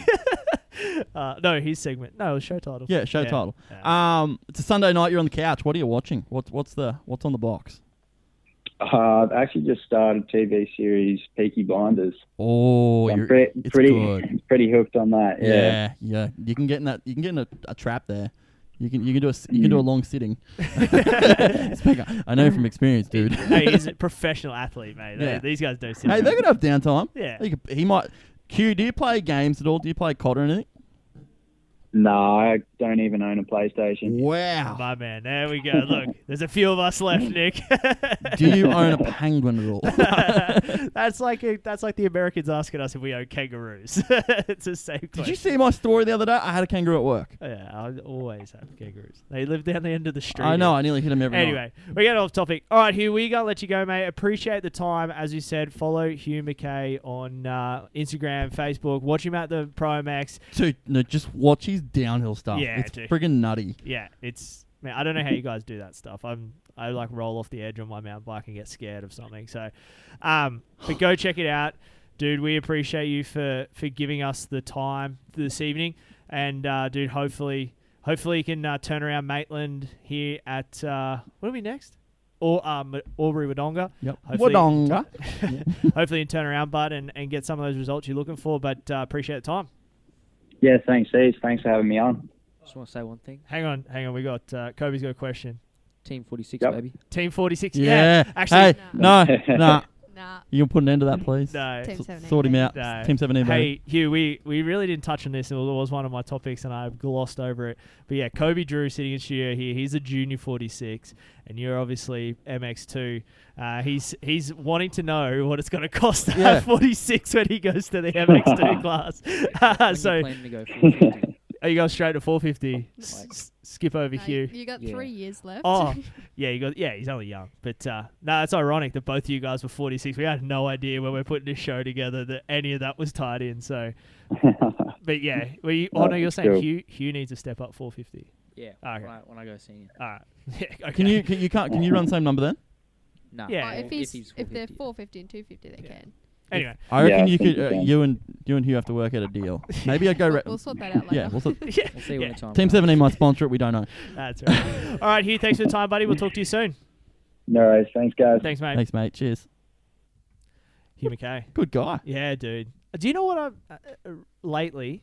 We've been having people reach out to us about talking to some people. Yeah. And I have been stoked with the stories of these guys. I mean, this is why I started at Nick, and now you're on board and you share the same philosophy. Is getting to know these dudes that he's doing an apprenticeship while he's trying to race. He's a privateer from Tasmania. Everyone's got a story. That's the stuff I want to know about. Yeah. Like, it's cool talking to the big guys and getting to know, and that's cool. But these are the guys that, as we've said on our privateer takeover stuff, they're guys that keep the lights on. They're the ones that are paying for their stuff. Yeah. You know, the achievement for them is getting to the races. like getting there. That's it. Like, putting in the performance these guys have been too is sick. So go and check out Hugh McKay, as said, Tasmania's own. And we need to get on that Ross Beat one too. Yeah. I really want to talk to Ross, especially with the way that program's shaping up for him and having those top guys. Tasmania. I'd like to go to Tassie. I sort of want to go to this Penguin place. I've never been Penguin. He was After lost. me and Tahlia take over New Zealand, We're going to Penguin. we're going to Penguin. It's a stopover. Yeah, I knew they had a junior titles like years ago, probably Yeah. before like you guys are even. And they had That makes me feel a old. round of MX Nationals there once. They did early on. Yeah. Yeah, like 12 or I'm going to get this wrong. Someone in the comment section will probably know. But yeah, they had it a while ago. It looks like it's like Toowoomba. Hey, it's like a red clay and it's hilly. Yeah. Very similar to Toowoomba. And Not us being as intense as Toowoomba, but it's fun. Yeah. Okay, yeah, I can see. I literally just had to go on Google then. Deep ruts at National 2013. I was Yeah. right. They were deep Dude, ruts. that looks like an unhilly Toowoomba. Yeah, that's So Coastal Motocross Club. Yeah. Is what it's called. That place looks cool. that's cool. Yeah. See things we learn, Nick. Yeah, look, see, there's a penguin there below it. Look at him. That's because you typed in penguin. What do you think you're gonna find? Penguins. Nick, what do we got in the comment section before we move on to a little bit of? Let's go back to that. So, Darren Mayer, get AC some Pirellis. Like someone's laughed at that in the comment. Let's see who it was. Josh. Yeah. With a new front fender. How does that make you feel as an AC fan? Yeah, I was not happy. We've touched on it. Charles Brett, there's YouTube clips of the Rhythm X. So yeah, I'm gonna have a look at that when I get home. Yeah. That'd be cool. Hugh eats HSPs. Do you know what HSP is? No. Hello, snuck back. Oh, really? If you're 3 a.m. going home, it's good. You're 18. You should know you're healthy. You can't do that. Team 17. Sure. Oh, that can be a cheat meal. I'll allow it once. I'll allow it once. Yes. What about 17 times? Oh. You got me. She knows me too well. Kobe's baked. Oh. Alex Griffiths. Yeah, Alex has been throwing some shade at you. He's even said that you were trash on MX Sim. No, he said he was really good at MX Sim. No, he didn't. He said he's trash. No, he said he was really good. Oh. He's He said right. he's trash. He's right. He's like one of the best in Australia. Is he so really? I'll give him that. Is he? Nick. I'm going to put him up with Callan. You'll have him on the show. You'll have that. Oh, you one-on-one tech, like talking about games and stuff. That could be you, actually. Hey, I don't. Probably esports. Dude, you think I'm big on the games? Wiz is big on the games. Wiz? He knows what you need to know about games. You could be a podcast guy.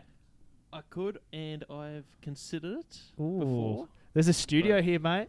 Yeah. You know how it works. Transform one day, throw the black curtains over. Wiz has a slight issue with Daytona on Supercross. Oh, I can't figure it out. Move it from slight issue to there is major issues there. He doesn't like Cooper Webb. There's some pro guys that have issues. Jason. What else have we got? Here's a bit of Huey hot. That's what we like to see. Ride Tribe Trent. Hi guys, great show. Happy to be now supporting it. That's right. Ride Tribe Trent. That's it. Go check them out. They're ridetribe.com.au. The website is up, but they don't have too much stuff up there yet as they've just restructured the whole business. Mention Moto Limited Show. Yeah, but get in touch through the website there. You can get in touch through us. DM us if you want something to do with graphics. We can send you straight through to Wes and get it hooked up. As you said, 15% off. I think it was, Nick. Yeah, yep. Just mention it to Wes. Mention the show, yeah. So Daryl Hurd has been many nationals at Penguin Boys. Yeah.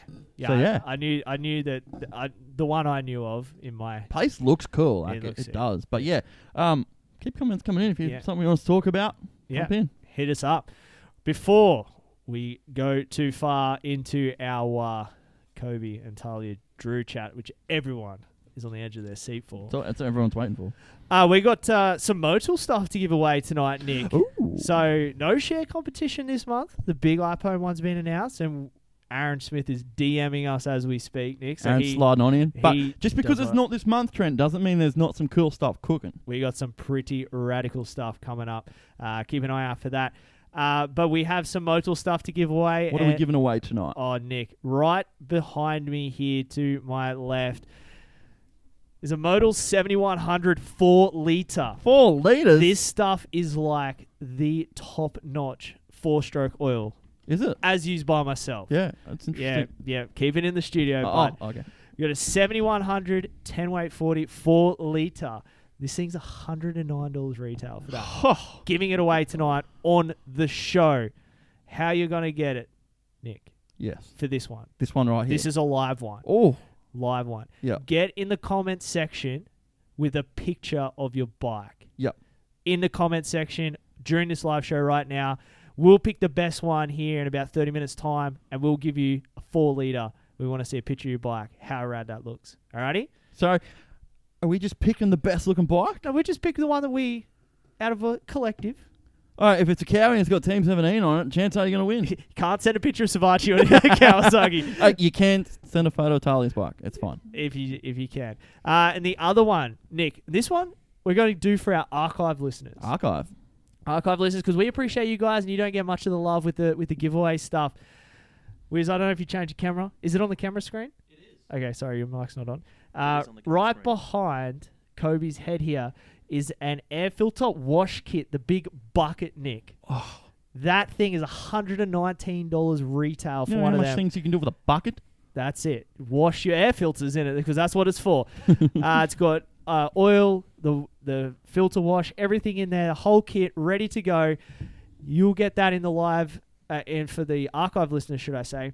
Same deal for that one. If you're an archive listener, we want you to send us through just a picture of your bike. Tag us, Instagram, Facebook, whatever, however, DM us, however you wanted to get it through. Moto Limited Show on Facebook and Instagram. Send us through a picture of your ride, because that's what we're about, Nick. Riding dirt bikes. Oh, yeah. Send it through, and we'll announce that winner next week on next week's show. So thanks to the guys at Moto for giving away a Moto 7100 10-weight 44-litre, and as always, also the air filter wash kit. That's pretty rad. It is rad. And we got some cool stuff to give away for the rest of the month too. So stick around because there's some stuff coming as well. So do that. Send it through right now if you're listening live or on the archive. All right, Nick, it's time. It's time. Where are we starting? Or are we just going to go between the two? We'll go between the two. All right, I got one. I'm going to start because I know this is just going to turn into a Team 17. Just, you know. Team 17, baby. Yeah, Thank you. Just a love sesh of the 17 number. It's a team. It's a team. It's a thing. Okay. It's a vibe. We're going to start with you. And he's warming up. And I'm going to really, really open him up now. Kobe, this year, we talked about the change to Yamaha and how good that's been. Pro MX, you've entered in this MX3 division. I want to start with what you think of the class, being that you're racing against seniors as a junior rider and just being able to race at an MX National. Is it pretty cool? Or It's pretty awesome. It's tough, but having to race against those senior guys, but you feel like it's elevating your game? It is. It's definitely making me push that a bit harder. Yeah. Round one, dude, come out and killed it in the sand. Come out with no expectations and just put it together. So we talked about this pressure thing before. Is that what happened a little bit? You start putting pressure on yourself, or is it just you're a sand guy? Because so far we've just had one sand track and a couple of hard pack. Yeah. Combination. Bit of pressure on my back going into Canberra. Mm-hmm. And I think that might have played a part in a bad round, but I don't know. Starting to come around. And you're like 14, aren't you? 15. Yeah, 15 now. 15 now. So you got plenty of time in this class. Like you're to the age of 18 before you have to move out. Yeah. So you got plenty of time to learn. But do you feel that this is a better championship for yourself, being that it's a championship? You do all 10 rounds of this? MX3? Should do. Yeah. So 10 rounds as opposed to that 1 5-day Australian motocross junior title. which one do you prefer? I mean, you're only 3 rounds into this championship, but Definitely the junior Aussies. Because it's just one weekend, one day. Yeah, it's my classes. Yeah, I mean, I'm talking about that. But I mean, for your future though, what I like about this, Nick, and we've spoken about this. I know what you're saying here. Yeah, this is teaching you how to race a championship. Because when you go up to pro class, you got to put 10 rounds together, not just one weekend at a junior Aussie. So I feel like for your future and your age group right now, I'm excited because you guys are learning really early. So, I mean, I'm not trying to be offensive here to anybody, but I mean, Todd and Kirk and Medi, they're older than me. Yeah. And that's not a slight at them. They're still the best that we have in Australia right now. But there's such a big gap between those guys and the next wave coming. Correct. Because there was not much. That under 19, I don't think worked because it wasn't really a feeder series. Where I feel like this, with the position you're in right now, I'm excited to see what comes of this with your group. And you've been really helping my case. I don't know if you heard me rant and rave on the show about Queensland grading. Yeah, No, it works. Like, yeah, and you're proving that it does work. You're proving my point that you, when you go to senior, should go straight to pro. Would you prefer to go straight to pro when you go senior? Definitely. Yeah. There you go. How old are you? How old are you at the moment? 15. 15. Yeah. So you got one more year junior. So how it runs now Mm. is his first race as a senior. What class will he be in? If they grade you to expert, This we'll is be expert this is the part I don't understand. Do you have to ask for that grading? to pro. Yeah. No, you can't go straight to pro, can you? You can. You- You have put to in a thing apply for it. for an exemption, I think. Yeah, And I don't think that should be the case. No, I sort of remember when Brad West come back over here from America, he had to do this whole thing again, and there was emails floating around saying, "Who's Brad West? What can he do? What's his riding ability?" That shouldn't be the case. Nah, and I think like top 5 junior lights riders, and you won both championships at Sunshine State MX Series. Like you go straight to pro. Like you're riding with the pros anyway during a week. Like we're being honest, right? Like you do Willowbank Wednesdays and all the big guys there. You'll cut motors with them. Well, it's not like it's going to be a rude shock for you to then go race the same dude you ride with on Wednesday. Like that's the thing. It's such a disconnect between the people making these decisions at the moment and what actually is happening in the sport right now, because the top 5, 6 junior riders, you guys are riding with pros on Wednesday. Like who is your group? What's your riding group that you usually? Well, lately we've got Tanny and Caleb Barham and Ryan Alexanderson and me and Brock Sleater. Yeah. He's there sometimes. So there's a lot of talent in that little group. Like and Nathan Crawford and stuff. Yeah, and they're all older than him. Yeah, and that's what I mean. Like you would be fine straight into there. And I mean, Ryan Alexander is a perfect example. He went expert and got graded out of practice at round 1 of Sunshine State. How do you feel about that? I don't like that. Yeah, but I don't like that. That should even been a decision. If there's going to be that, are you happy with that though? For it to be okay, if your qualifying times are there, yeah. But I mean, you shouldn't have to get to that point. I've ranted about this. I don't want to go down this rabbit hole. Yeah. But I feel like, as I said, like this MX3 class and what you're doing at it right now, and not only you. I mean, Ryan Alexanderson's been good, but Jack Mather as well. What's the other? There's another Queensland kid, but even your teammate there, Ryder Kingsford, he's been killing it as well. Caden Minia, like he's only 14, and he's killing it. Like these guys can ride at that level, but it's when you go back to state stuff, you guys just like get treated like your babies. I'm like, they're not babies. These guys are racing. So when your time comes, pro or expert, where would you rather be? Honestly, well, the speed I'm at now, I'm not sure if I'd go straight to pro, but I still got the rest of this year and next year to get that bit faster and be up there with them. So by then, hopefully, you'd just rather transition straight to pro. Hey, and I feel like this class that you're in right now, like this MX3 division, this is going to help you. Yes, exactly. That's why I like it, because then it's going to set you up for when you transition to pro. You're going to go straight in. But dude, the GYTR Yamaha team, I mean, that bike. We talked about the Star Racing Yamaha, but your bike has been so fast. That 125, Nick. I just don't know how you go from bike to bike like that. And 2 straight to 4 straight. Like there's a big difference in just engine braking, your acceleration, everything, even the bike setup. Hell, how do you do it? Couldn't tell you. Like the way you ride it is got to be, everything you do has got to be different. Yeah. Now, is there a bike you feel more comfortable on? No, I got my 125, which I only race. Yeah. I've only ridden it ever once on a practice track, and that was the first ride. Then I got my 250s, and I can just jump on them and ride them, and never have a problem with them. Fitness-wise, same for both bikes, or do you feel like you got to put a lot more effort into riding the 125? Not really. No, I think it's definitely easy to ride the 125. Really? Yeah. You just like This kid's nutty, man. Nah, I mean, the one thing with you just got to work a lot more. Like you're shifting more. That's what I mean. Like you're putting so much more into riding. Yeah, but it's easier. Like physically, it's easier, but just mentally, like you've got to be like, all right, I need to like shut off for like a split second and get back on the throttle. All this thing's gonna die. When you go into the corner, you're like, am I down 1 or 2 here, or I'm gonna be a bore midway through this corner? Probably not on his 125 because those GYTR Yamahas have been like rocket ships from when that team first started back in 2006. Yes, I think it was. Those things have always been rocket ships, but just the mental like shifting and braking, and you're shifting on a 4-stroke. You probably, let's say on average, and this is bad math, but probably 20 times. You'd like multiply it by 4 on a 125. Easy. You're like up, down, down, down. So that stuff there, just mentally thinking about the right gear, but physically. But like you got to go jump on a 250F and mentally set yourself up to ride that bike. That's the hard. That's the part you can't teach that. It's something you've obviously had to learn. It's now, good 15. Dude, but their class. Yeah. In general. Yeah, you had some sick battles. You guys are just freaks. Yeah. Like you can see it.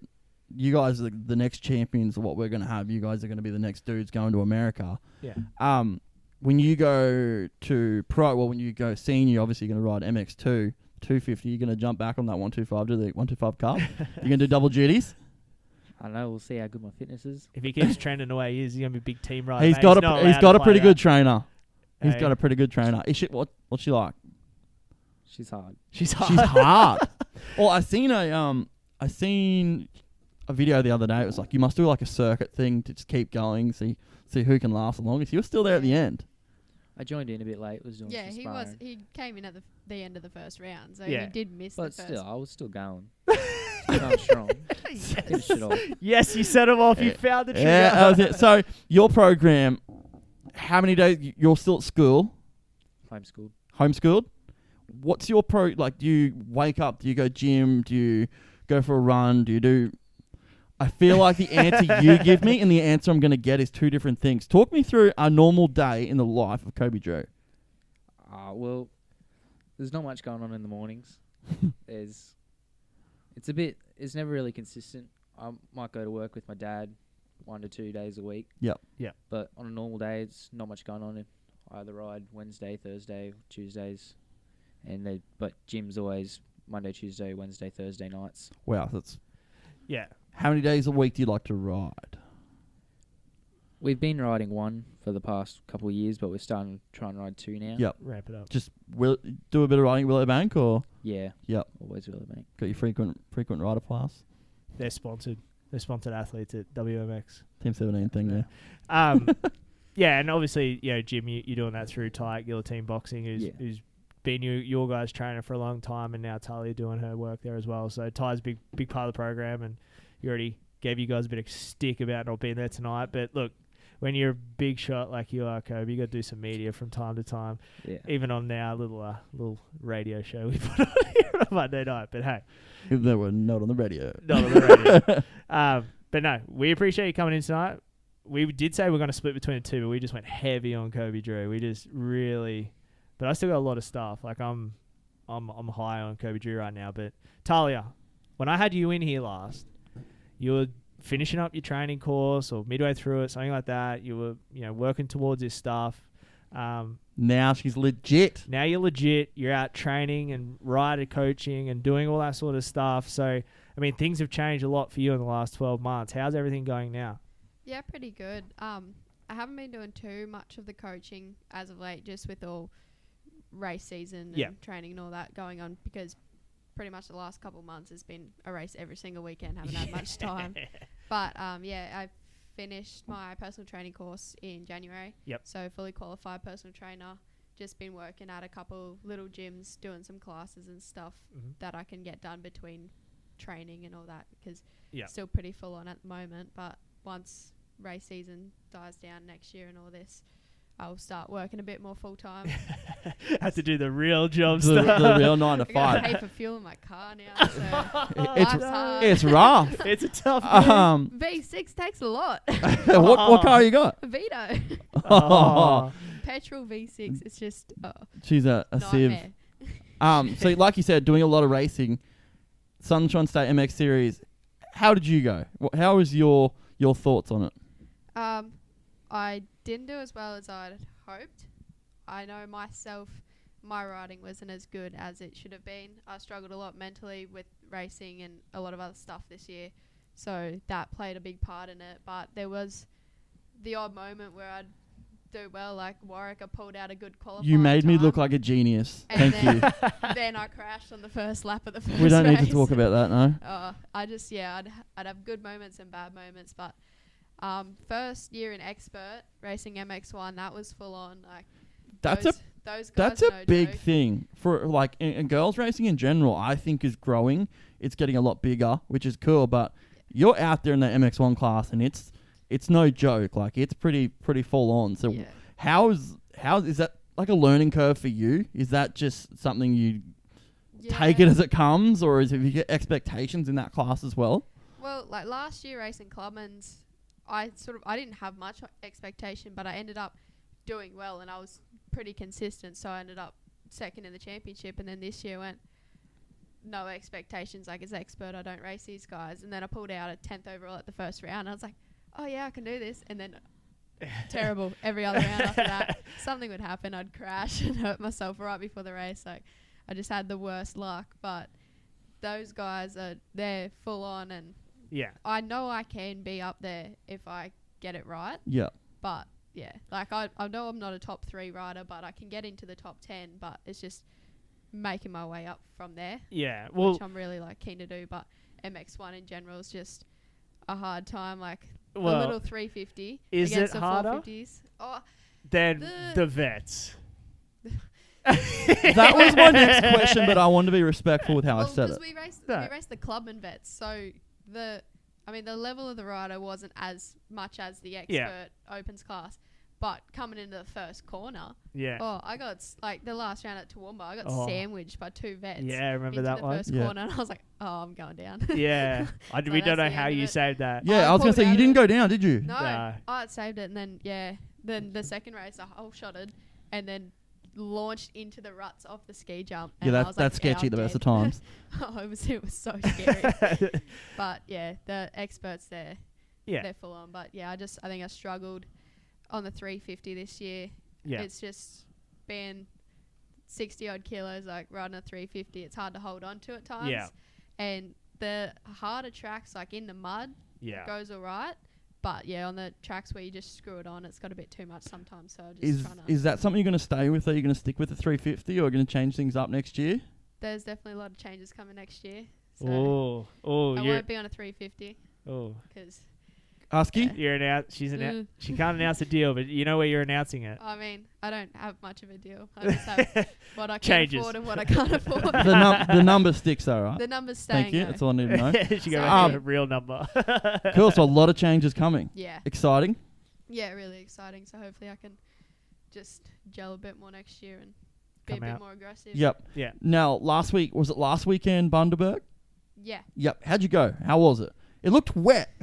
What happened? Well, a little. Saturday morning, I walked the track and I walked off and not one bit of mud was stuck to my shoes. Yeah, and I went, well, this is going to be interesting. And I stressed myself out. I didn't qualify as well as I thought I would and just let it all get to my head. I was riding really tight in the first race. I pumped up real bad, and then I made a mistake, went down and got past, so I finished 3rd. And then we just did one race Saturday, went back to the motel, had a sleep, came back the next morning. It poured all night, and I went, there's no way they're running this. I'm like, Queensland women's racing, it had 2 drops of rain. I reckon they'll cancel it, but they ran it. I walked the track and it was just pure water. I went out side lap and I was like, this is insane. Got to try and make fun of it, hey? Yeah, I looked at the start gates they've got there from gate 15 to gate 40 are good. Yeah. But gate 15 to gate 1, you have to turn out Yeah. around Yeah. where the track Yeah. goes. Yeah. And the 2 girls that finished in front of me on the Saturday went down to gate 1 and 2, and I went, I'm getting this whole shot, gate 16. Whole shot. Oh, wrong gate? I know, Yeah. I know, it had less mud. Next time I want to be, call me, we'll talk, gate 17. It had But less it had mud. less mud. And Did, so I did went you whole on- shot? Yes. Okay, it's all good. So Doesn't whole matter. shotted, but like the most I've led a race this year was half a lap. Yeah. So I whole shotted, and I'm like, oh, What do I do? I have to go now. And like I have in to a ri- mud race, you can use that to I your have to ride, advantage. and I was like, well, I'm a 350. Like, Oh. there's the 2 girls in front of me are on a 250 and a 450. I went, I've got more than the 250, but the 450 is going to be heavier. Yeah. So I'm like, sort of ideal bike for what I got right now. Yep. Just, whole shot, rode, and I'm like, ticked off the first lap. I'm like, longest I've led all year. Second lap, like third lap, and I'm like pumped up. Like, if you looked at my lap times, every lap got slower because there was more lappers, because every lapper I came up to, they were crashed. Yep, and you got to change your lines, and that gets sketchy. It was so sketchy. There was this one corner, there was one line through it, and 3 people had crashed on it. There was flaggies out trying to help them. I come in, go straight across all the slop, across the ruts, shot up. They got it on video too. Shot off the side of the track, back on. But yeah, I went past a few lappers, and then one stage I just came into a corner and couldn't use my hands, and I tucked the front, and I just heard this bike come past. I was like, oh, there goes Taylor. So, Yeah. But I wasn't disappointed. Like, maybe if I stayed on, I might have got a race win, but like, that's the best I've ridden all year, really. So I was pretty happy. Take with the that. positives out of it. Exactly. Yeah, and like, it's a mud race. Like, I don't do too much racing in the mud, but So- I've noticed, like, even at Warwick, Sunny States, it was pretty muddy there. And Yeah. I pulled out good times in practice. So Yeah. I'm guessing mud's sort of my thing now. You're a mud rider. I'll take it. So where did you finish overall? I finished second overall. Yep. Who finished third? Nicole Kenny. Yep. Okay. Cool. So yeah, she hasn't been too much into the big races Yep. lately, but she was a big one back in the day. Like, not so much back in the day, like 3 years ago. And then I went senior. She didn't race the Queenslands the last 2 years. Yeah.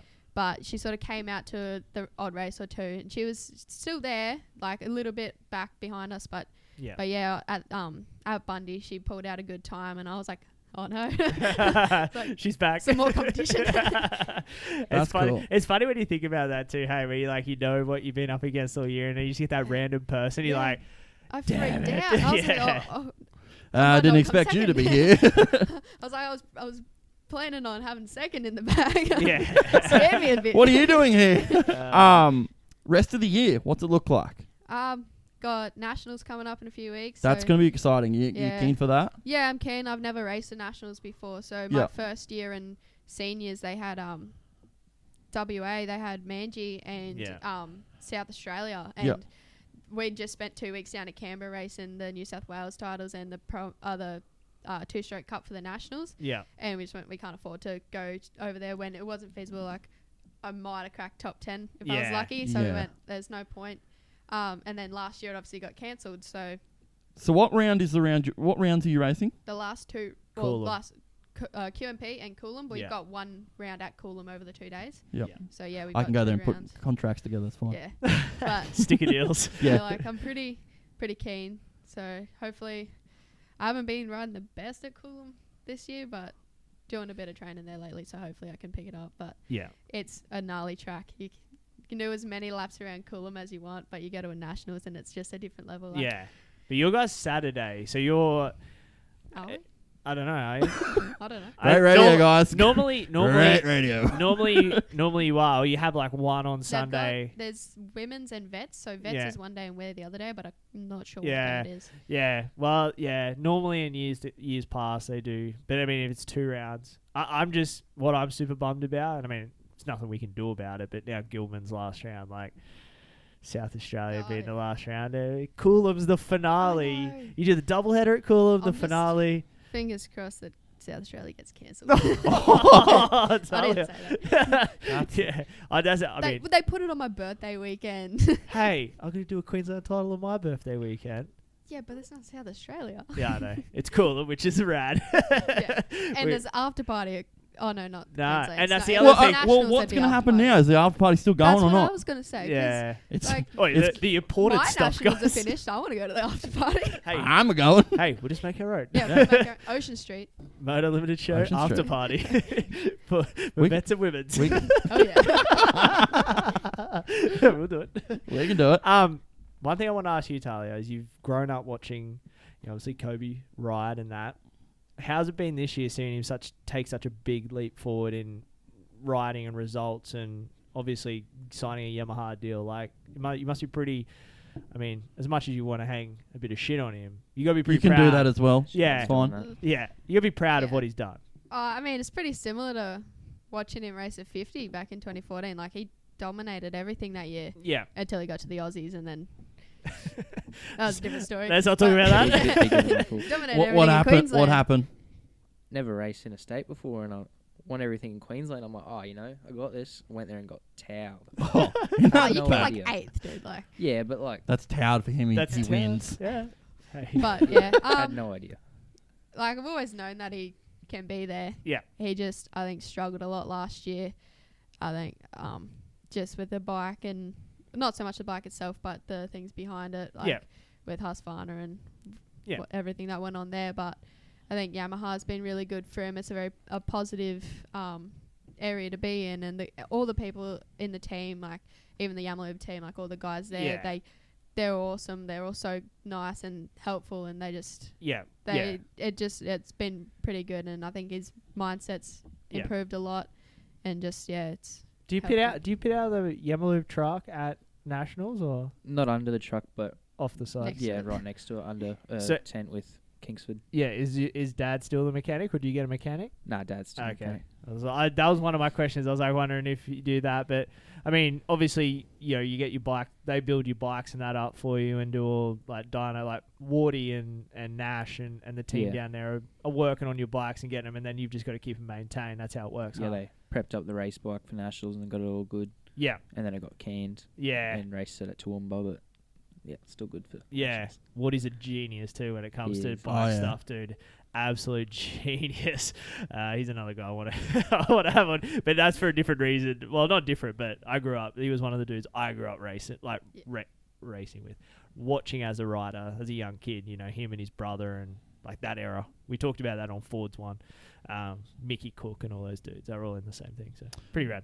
Pro MX expectations. Top 5. Top 5? No, I reckon I can crack top 5. Yeah.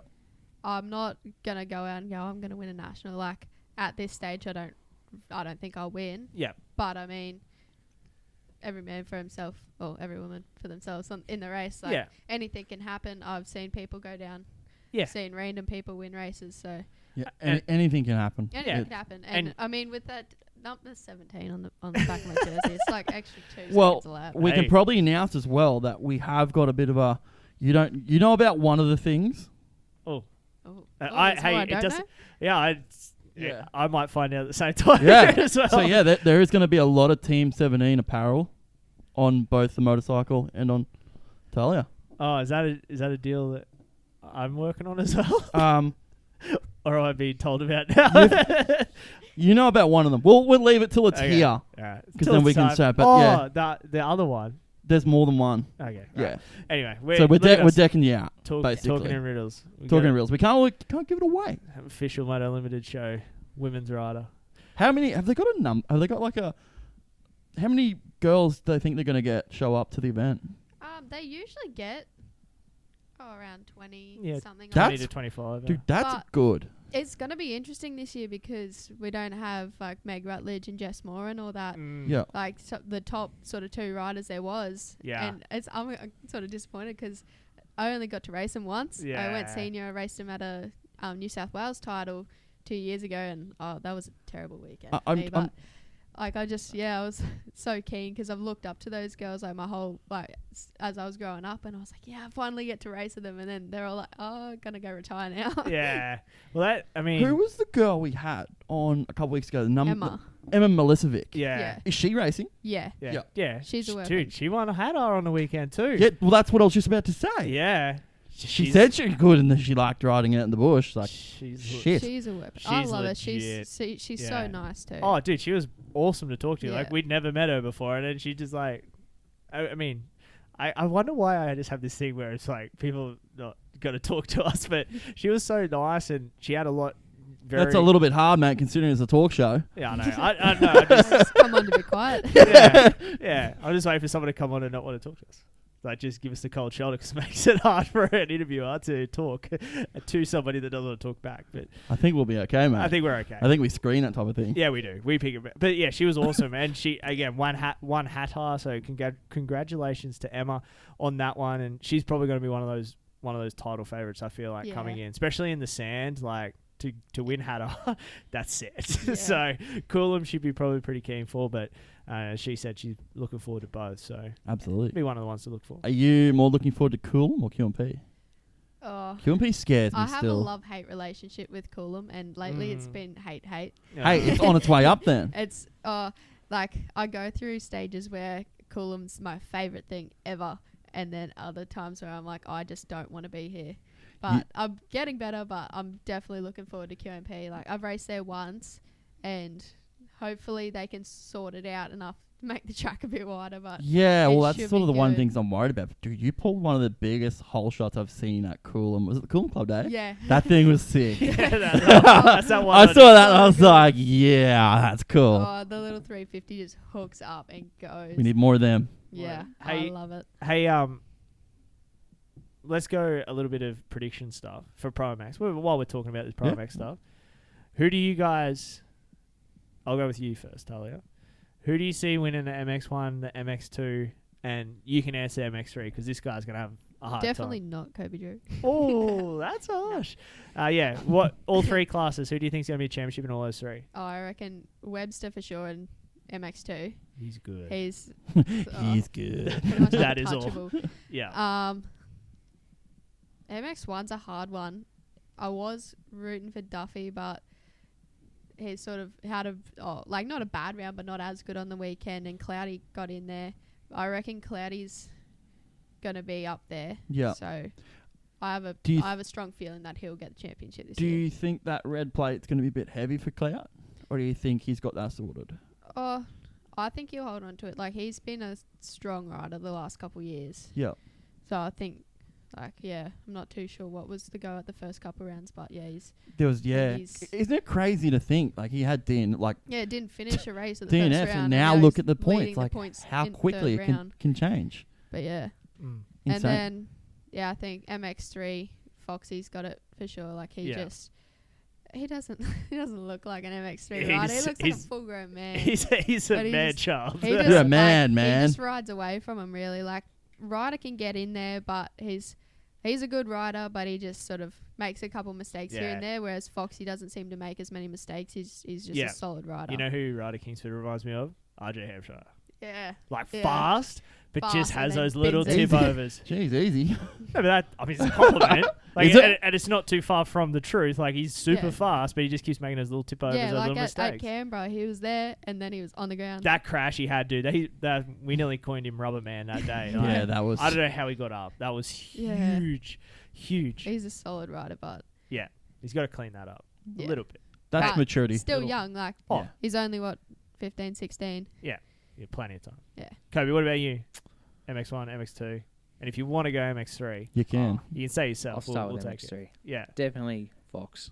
Well, yeah. I mean, I don't know what the progression of everyone else will be until the last round, but right now he's on fire. 4 seconds a lap ahead of the field, Yeah. ahead of Kingsford, and then Kingsford's another couple seconds ahead of everyone else. Yeah. He's just on a whole other level. MX2, definitely Webster. He did lose a race, but I still feel like he's definitely... He lost a race. He's still got overall streak going, and... Yeah. And, he's fast. And 450, same with Tahlia. I thought Duthie had it, but Cloudy did beat him over at Manji. He had a couple bike problems or whatever, but Cloudy's definitely proved that he's probably a top guy at the moment. So I'll go Cloudy. Nick? We'll go Foxy. Yeah. Can't go anywhere about it. I'll just ditto that so I don't have to answer it. Yep. MX2, Webster. Yeah.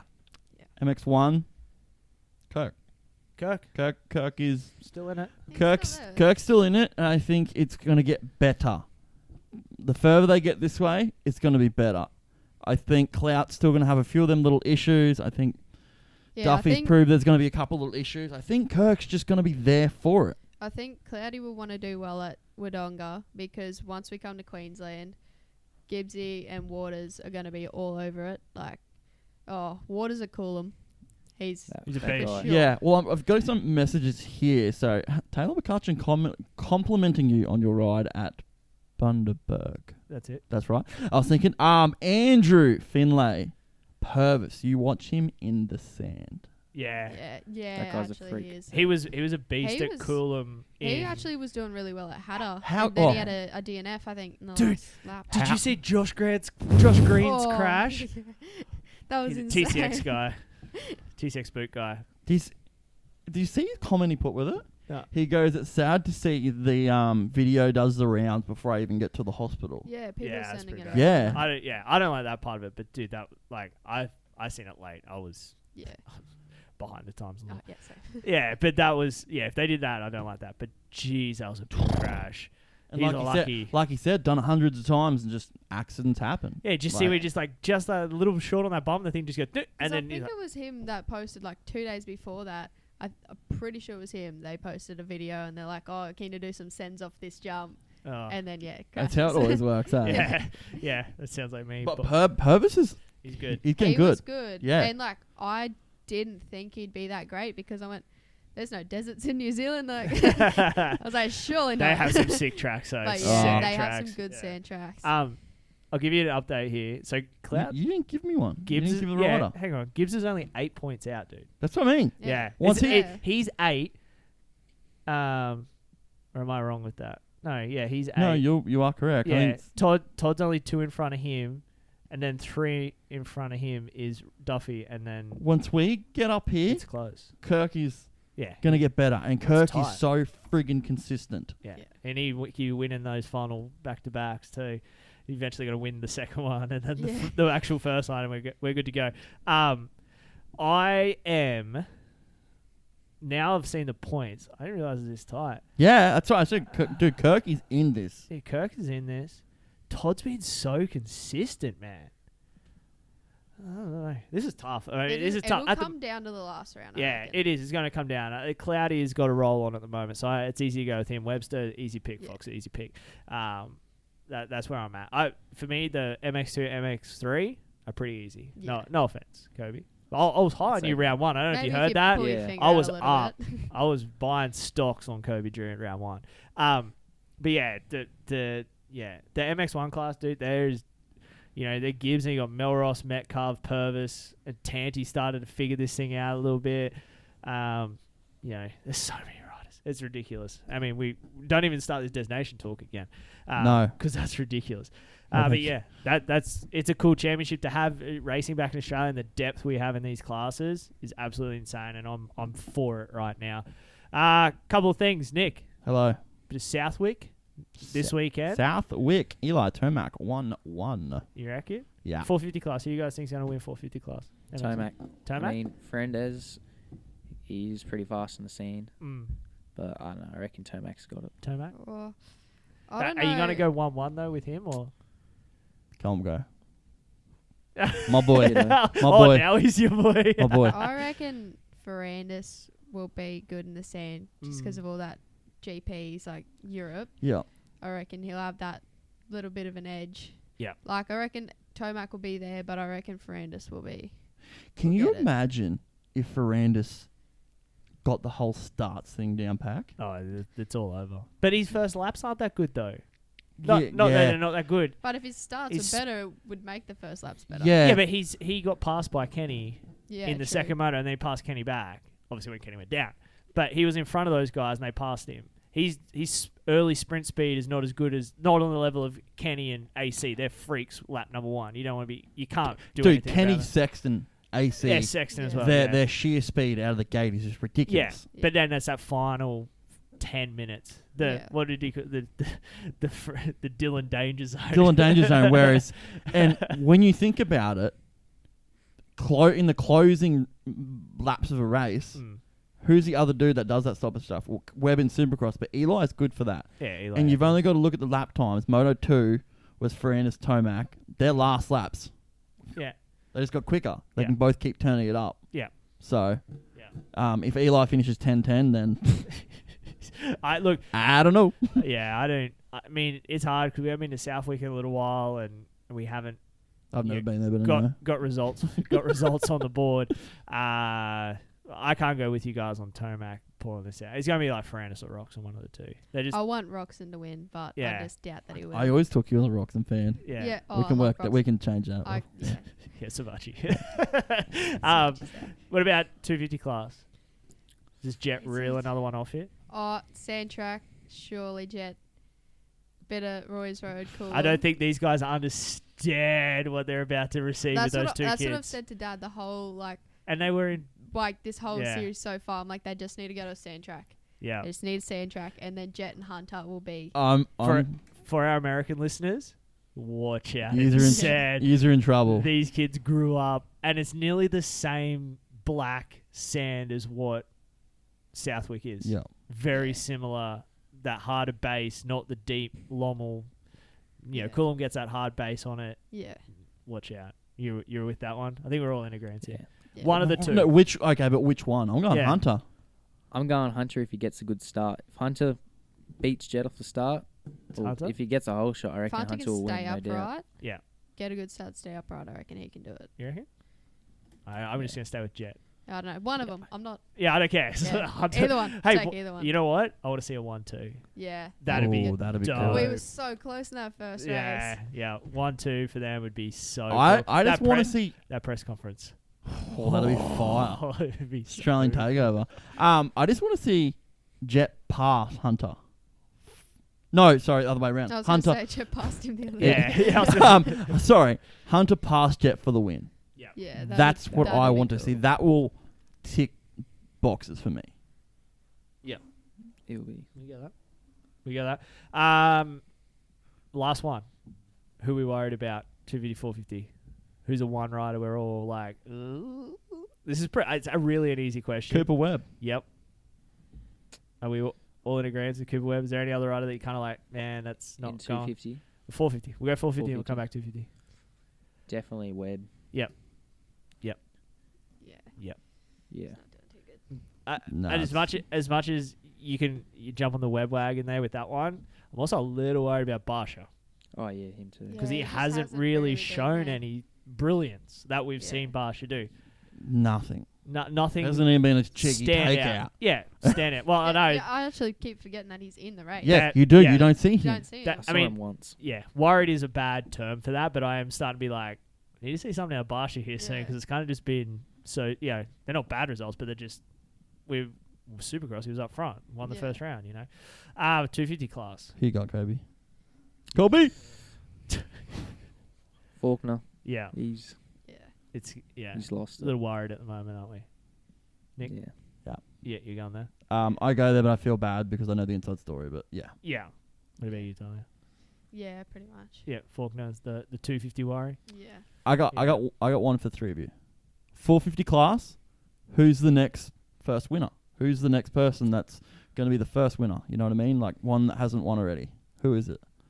Craig. Oh. Straight to the heart. He's going to come out Jeez, soon. you're good. He'll be there soon. I think for him, though. You're going to say the same as me. What? Section. What are you doing to your chair? Nothing. Nothing. I just bumped it against the wall. No, about Craig. I think it's one of those ones where he'll get a good start and things will happen and he'll win and then he'll just good result for the second one and get the overall. Dude, I will freaking party. Bit of a swole situation. A little bit like that, yeah. Yes. Yeah. Exactly like that. Yeah, perfect. You summed it up perfectly you couldn't, for me. Yeah. That's what better. I think it's going to be. He's just going to find something and it's going to go click and click and you'll be like, oh yeah, there it is. And that will be one emotional win. Oh, dude, there'll be a person in the press conference crying. I'll be in tears. Nick still. I probably won't be able to put words together. Crying. Kobe, first time winner. Not really sure who hasn't won, but I definitely got to go with Craig. Yeah, he's been riding. Are we going like race win or overall? Either I think we're going to go the overall because a race win. Yeah, we'll go overall. Yeah. I think I was Sexton, but Craig is getting better. Yeah. Do you know what? We had this conversation at Atlanta this year, Supercross. You picked Sexton, and I picked AP, and we both were wrong. And I'm going to pick AP again. And I feel like we've just jinxed him once again. AP is too close for it not to be. But he was so close at Atlanta. Yeah, true. So close at Atlanta. True, and it got worse. And then it went the other way. But anyway, I'm going to pick AP. He's right there too. He will be another first-time winner. Sexton is, the same Supercross. Those two are the next two after that, The Tomac. good thing with Pro Motocross, we're going back to back to back. Oh, we got like 4 in a row. That's what we want to see. Yeah. We got Queensland titles in amongst that. We got you guys going Queensland titles? Yeah. Expectation, what's happening? Where are you finishing? Ones. My boy. I love it. Where are you finishing? A lot of microphone time. Hey, you're not racing. I want to. Mum said no. No, our thing is like we don't race each other's Queensland titles because every time we do, we end up hurt. That's fair enough. Like, he raced the girls' titles, got hurt. I raced the boys' titles, got hurt. And they're like, they just want to focus on him. Fair call. I can get behind that. Superstitions. That's Well, I wanted to race Coolum, get practice for the Nationals. Yeah. But then Mum's like, oh. Do you have it? Roll and come last in MX1. I got bagged on the show a few weeks ago about having like a weird superstition. Do you guys have like a weird superstition that you have to like you have to do something before racing or the start or just something that you every time before you go racing you do it?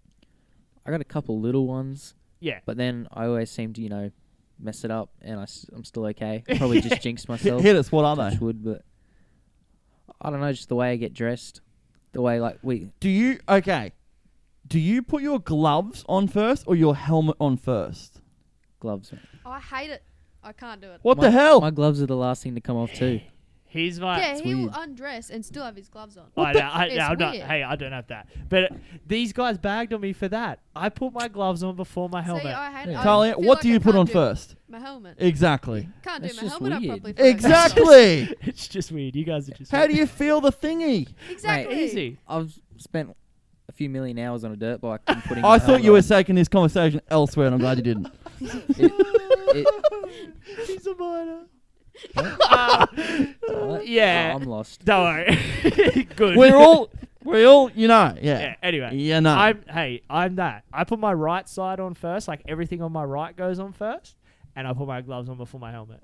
And are you that bad that you take your helmet off if you put it on and forget your gloves?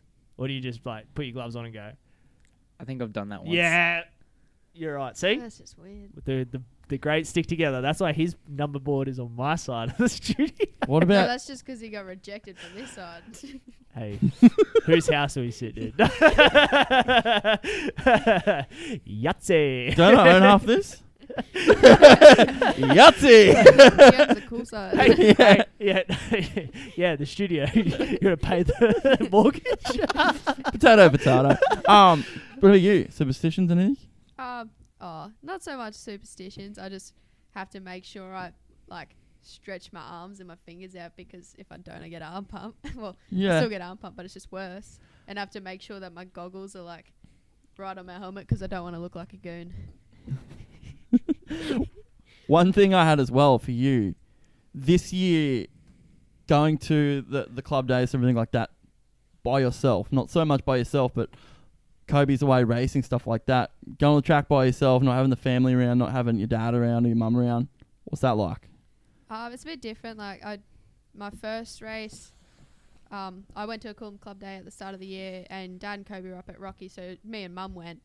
It was just a bit different, because usually always have Dad out on the gate with me. He usually preps my gate, and went out, and Mum doesn't know how to prep a gate, so I had to do that. I had to find someone to help put my whole shot button in, and then at the last lap of the second women's race, my chain snapped and had to push my bike from the back of the rollers. Of course. It's always going to be at the back. After that, I was like, well, I don't know how to put a chain on. I had heaps of people off, and I was like, nah, dude, I'm going home. I'm done. But then, I went to the second club day. The whole family was up at Mackay, I think. Yeah. And I went out. I wasn't even going to race. And I was going riding the day before, and I said to Mum, can I go race Coolum? She's like, yeah, all right. So I brought my friend with me. She's never been around bikes before, but They'll we learn. went out. And, She could drive a she car. came and held my bike for me while I prepped my gate. Hey, it's a little thing. Yeah. That'll do. Once But- I push this down, you push button. Yeah, and so that was alright. And so I'd only ever sort of done those 2 races without Dad. And then last weekend they had Maitland Nationals, so Dad and Kobe were there. So I went to the Queenslands with Mum. By yourself. And like, yeah, I've only ever done a club day without Dad, and Queenslands were a big step up from there. Yeah. So Yeah. like, I think that sort of added on to the stress. A that little I bit of was the feeling on stress, the of first course. Day, but like, we got out there because we went to the club day at Coolum the week before, and like Dad was there, but got Mum to come out on the gate to learn how to put the whole shot button in. So we had the whole shot button sorted. Yeah. But yeah, it was good. We still had a lot of people around us at like big support. So we were pitted with the Cannons, so they're always a big help. Like Wade helps out a lot. Charlie was helping me a little bit. Even some random people that I'd never met before coming around talking to me, helping out. They're like, "Oh, that's Team 17. hanging off your bike. I'll put that back on." I was like, "Cool, thanks." Does that go there? I was gonna go race without that, but yeah, it was good. I had a lot of support from a lot of people there, so I was pretty. That's cool. Cannons, That's community. Those Cannons are a good family too. Yeah, Dude, it's those definitely. kids are She's going to be she's friggin' insane. unbelievable. Charlie is, yeah. Oh. But all 3 of them, dude, Oh, are just yeah. absolute weapons on dirt Oh, bikes. I want to say a quick shout out to Louis because he took an absolute digger. He takes some big while ones. we were talking about with the motocross, they had someone had crashed on the downside of his tabletop. Yeah. And the flaggy was just holding the flag. Oh. And so he jumped, and like, I didn't see it, but his dad saw it, and everyone's like, "Oh no, here we go." He hit it, did like 5 cartwheels. When he landed, landed face down, head back, and his dad's like, "Oh, he snapped his neck." Like, they ran over. He ended up breaking his arm in 3 places, but Holy. he is an absolute weapon. Like, Oh. that What- kid has some crashes. What track was gets that? At Bundy. Yeah. He was Oh, racing wow. support class in Yep. 65s, but yeah, He pretty dude, pretty he awesome had that kid. he had that big one at Toowoomba. Remember Yeah. before the like extension triple, that second Yeah. last jump coming over. Did you see that one? Oh, I didn't see He it. come out of the corner and like goes over those 2 like little roll down things and gets right on the edge of the track, and the front wheel tucks, and it just nice. And dude, he did like 15 cartwheels and then just like landed on his feet. I think like he just went, he's like straight up and started running. I was like, dude, you shouldn't have even got up from that. He just walks up straight These over. kids, man, they Oh, just friggin' bounce. Made a rubber. Honestly, like even Jake had a crash at Bundy, and he Oh. like carwheeled, and he got up and kept going. I'm like, Yeah. these kids, they just keep They're going. tough, Oh. tough as nails. I kicked my toe and I'm friggin' 2 days off Oh, yeah. work. We're down. Yeah, I like crashed, a little bit of skin off my arm. Well, it's the end of the world. Yep. Not training this week. Nick, Yes. we got to start wrapping this one up. This one's been a bloody ripper of a show again. The Drew siblings in here. Now we need to pick a winner. I did just pick one. I Oh. got one that I thought was cool. Yeah, So, I got one too. So how many are we giving away? Well, one. We're giving one something away because mine I might have to change the giveaway because it won't suit the bike that they sent me. And if yours is the same, it might have to be the same sort of thing. So the one I was picking, it's about to load here, Trent. Yeah, bingo. That's We what I'm found it. picking. Yeah. What do we think of that? Bit of a weapon. Bit of a weapon, Kobe? Yeah. 252 stroke lovers. Jimmy O'Mara, you have one, but you can't win a 7100 because that is 4-stroke oil, and you have a ripping looking RM252. And we don't stroke. blow bikes up on this show. And I am a big fan of the RM252 stroke. I had one, and it was probably the best 2-stroke I ever owned. So I think we've got some trans oil, a 4 litre of trans oil, which is the engine oil for a 2-stroke. We got a 4 litre of that, so we will send that out to you. So Jimmy O'Mara, you have one, and O'Mara is a pretty killer last name if you're an 80s motocross lover from the US, and obviously you're a Lawrence fan as well. That's their trainer's name, Johnny O'Mara. So Jimmy, you have one yourself, a 4 litre of trans oil that'll fit in that 2-stroke bud and get that thing singing. So you have won that. And again, guys, if you're an archive listener, we have the air filter wash kit to give away. Same thing. DM us a picture of your bike. We'll pick the best one and give that away on next week's show. Nick. Yeah. You got anything else for these guys? One. All right. So you still both live at home, yeah? Yes. What's one thing he does that annoys the absolute hell out of you? Only one. 3. Oh. 17. Oh, where do I start? Give me the juicy stuff. Say 30. We can be juicy. Start. Late night radio starts now. Maybe the pee on the toilet seat. Oh, mate. That's. She just blew you out. That's annoying. Wait. We're all freaking guilty of a butt. It's like, dude, like, hot voiceover chicks surely not in it's studio. Not that hard to aim. But actually, it is. Actually, another thing. The one that annoys me so much is he leaves his like shoes and hats in the bathroom, like on the table. Yeah. And it's like, just take it with you. Just take it with you. That's 2. And, what else? Oh. There's one you got and you want to say it. I can see it ticking over. Oh, there is one, but I'm not going to say it because... Is it that bad? Yeah, it's that bad. The look on your face. Man, there's 100 things going through my head. Yeah, okay, I'll just go with when he forgets to take a towel to the gym and then he sits in my car with sweat and puts his sweat all into the seat. We'll have to go with that. Sharing's scary, isn't it? It's just... Yes. Yeah, that's all. Come on, you've blown him out enough. Now it's your turn.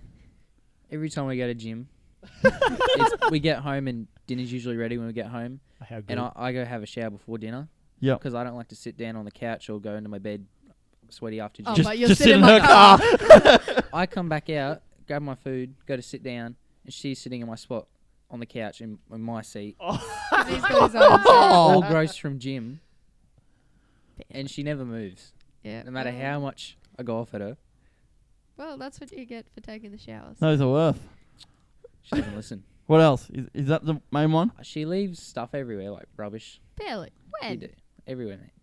No, I Don't even- don't. I use a bit more than you do. I don't know. There's just so much stuff. Oh, That's so between much. us. This is, you know what? So much. I think there's a whole other podcast needed for that. That can happen. Oh, hey, he's warming up. He wants to do Oh, another mate. podcast. Oh, I can rip into you, but I'm being nice. You're being nice on I'm being live nice. live Keep show. it for the drive home. Yeah.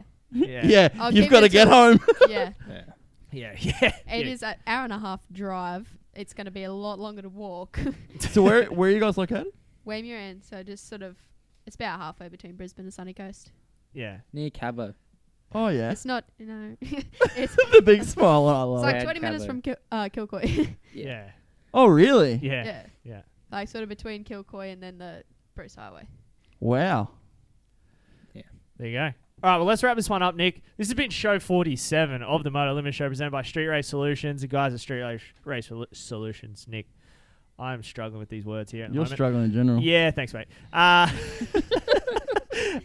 you want me to do this, mate? Big things up there in Toowoomba, and we're stoked to have them as part of the show here, Street Race Solutions, Nick, and our other sponsors as well. Roo Systems. Yeah. Roo Systems. Trent. Yep, get that Very- diesel tune. Ride Tribe Designs. Jump on there. Email Wes. Let him know. 15% off. Or DM us. Either way, yeah. we'll get you hooked up. Yep. Hyperlife Clothing, Trent. You've got it on. I've got Yeah. it sitting over there because the sauna in here. I've got the beautiful. socks on. These things are fresh. There's some good stuff. They've got flanos. If you're a flano guy, they've got like Hyperlife flanos. They've got the puffer jackets. They've Yep. got a heap of stuff. Dude, Go that, to the website. That hoodie I got is fresh. We got some hats, and I ordered a hat as well. Like I used the code. I'm buying this stuff. What's it's the code? sick. Moto Limited. What's it give you? 15% off. Huh, look at the money saving. National Lunar, Trent. Yeah. Rolls Royces fridges. Every day of the week. KTR. Arcade chains and sprockets. Queensland bike and four-wheel drive. What do you go to QB4 for? Oh, mate, if you want a KTM, a Polaris, a Gas, or the Green Machine, the Kawasaki, Ooh-wee. go see Jeffrey, Kerrod, all the whole team up there. Absolutely. MPE suspension. You guys. Tahlia, give will- me a spiel. MPE. Best suspension ever. If it's good enough for Team 7, it's good enough for you. Oh, yeah. Kobe, you're still running it too, aren't you? Yeah. Yeah, see? Best in the biz. Yeah. Hey. No, I'm joking. Sunshine State MX Series champion. Absolute 2021. freak on a 125, then hops on 250 and does it again. Yeah. Motul, motorcycle, oils, Trent. Oh, these guys, mate.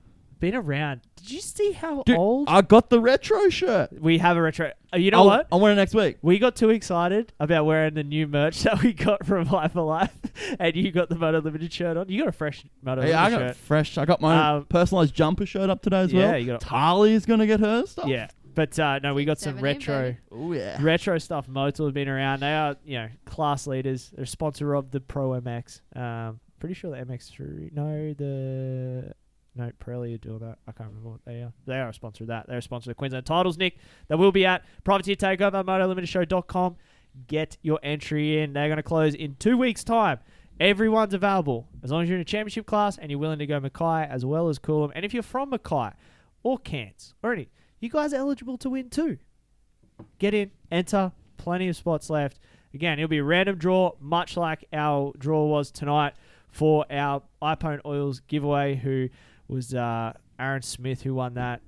Just trying to organise that now. Yep, and like you said at the beginning of the show, we are going to add to the Privateer Takeover. There's going to be more stuff on that. We will sort that out this week, Trent. I'm just going to announce it right now because we did organise it. Yeah, we did organise it. But there's more to come. Yep. But in association with getting 2 entries, or an entry to each round, should I say, front row pit site with the tent supplied if you don't have one already. Pirelli tyres. 2 sets. Fresh set for each round. A Moto oil change kit and an air filter change kit as well. We're giving away a fresh sticker kit.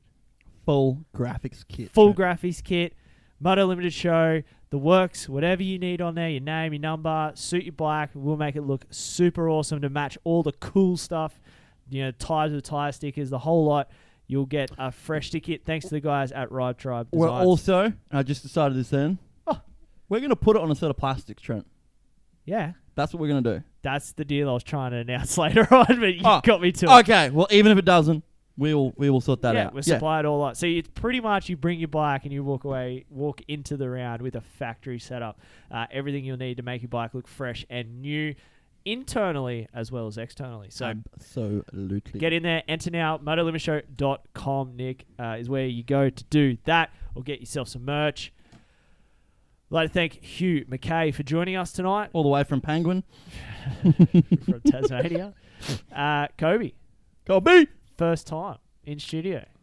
You feeling all right now? Warmed up. Yeah. Nailed it, bro. Nailed it. You did a good job, mate. We appreciate you coming in. Thank you very much. Do it again soon. Thank you for having me. No, mate. Anytime. Doors open. We'll see you. I'd say Coolum will be when we see you. Unless we can get to Albury-Wodonga. Are we going? We're trying to go to the Nationals. The COVID thing keeps screwing us because as much as we'd love to be stuck at a motocross track, we have to go to work. We have to go to work Monday, so we don't want to get stuck in a different state if they shut the border on us while we're away. But if we can get to Wodonga, we're going to get there. And then QMP, the 2 Coolum rounds, and I think we're going to have to go to Gilman if it's for the finale. Yeah, I'll have to have 2 after parties. But I know, tell you what, Gilman in September, at least it's not in the middle of winter down in South Australia like it was supposed to. It's got to be. Yeah, it's got. I think it would be. It's got to be. Well, when we went there was Aussies. That was start of October, and it was still cold. It was cold, and then it was hot, so it was a bit confusing. It's like Toowoomba. Yeah, right. Well, good. We're used to that. So yeah, we might see you there. If not, we'll see you at round 1 of Queensland Titles. Get ready for some post-race interviews too. We're back. I'll work on my talking. Yeah. Get some live stuff. You should be right now. We've warmed you up. Yeah. Tahlia, thank you. Thanks for having me. Bringing him and for coming. We appreciate you. You've been in before. Back again. A little bit different from when you were here last time. Cameras this time. But no. Congratulations on your success so far this year. Hopefully we see some more at QMP and Coolum. We will. Sure. We will. We will. You gotta get. So it looks like Nick's getting on the bike. Yeah. Jeez, Tahlia, you're a funny-looking female. I'm a girl. Oh no, that is going into the show next week. That is going into the show, baby. Timestamp that, Wiz. Appreciate you coming in, Tahlia, and we'll have you in again soon. I think break some. We'll get you in by yourself next time, so you don't have to carry you. Some Team 17, baby. Team 17, baby. T-Drew 17. We'll turn the cameras on. I'll just walk out, leave you to talk about the absolute success. Yeah, the kingdom we're currently building. Wiz. And we'll have a photo shoot with our yeah. I can arrange that. Merch. That's fine. Oh yeah. There's 2 other things coming. Oh, Wiz, thank you.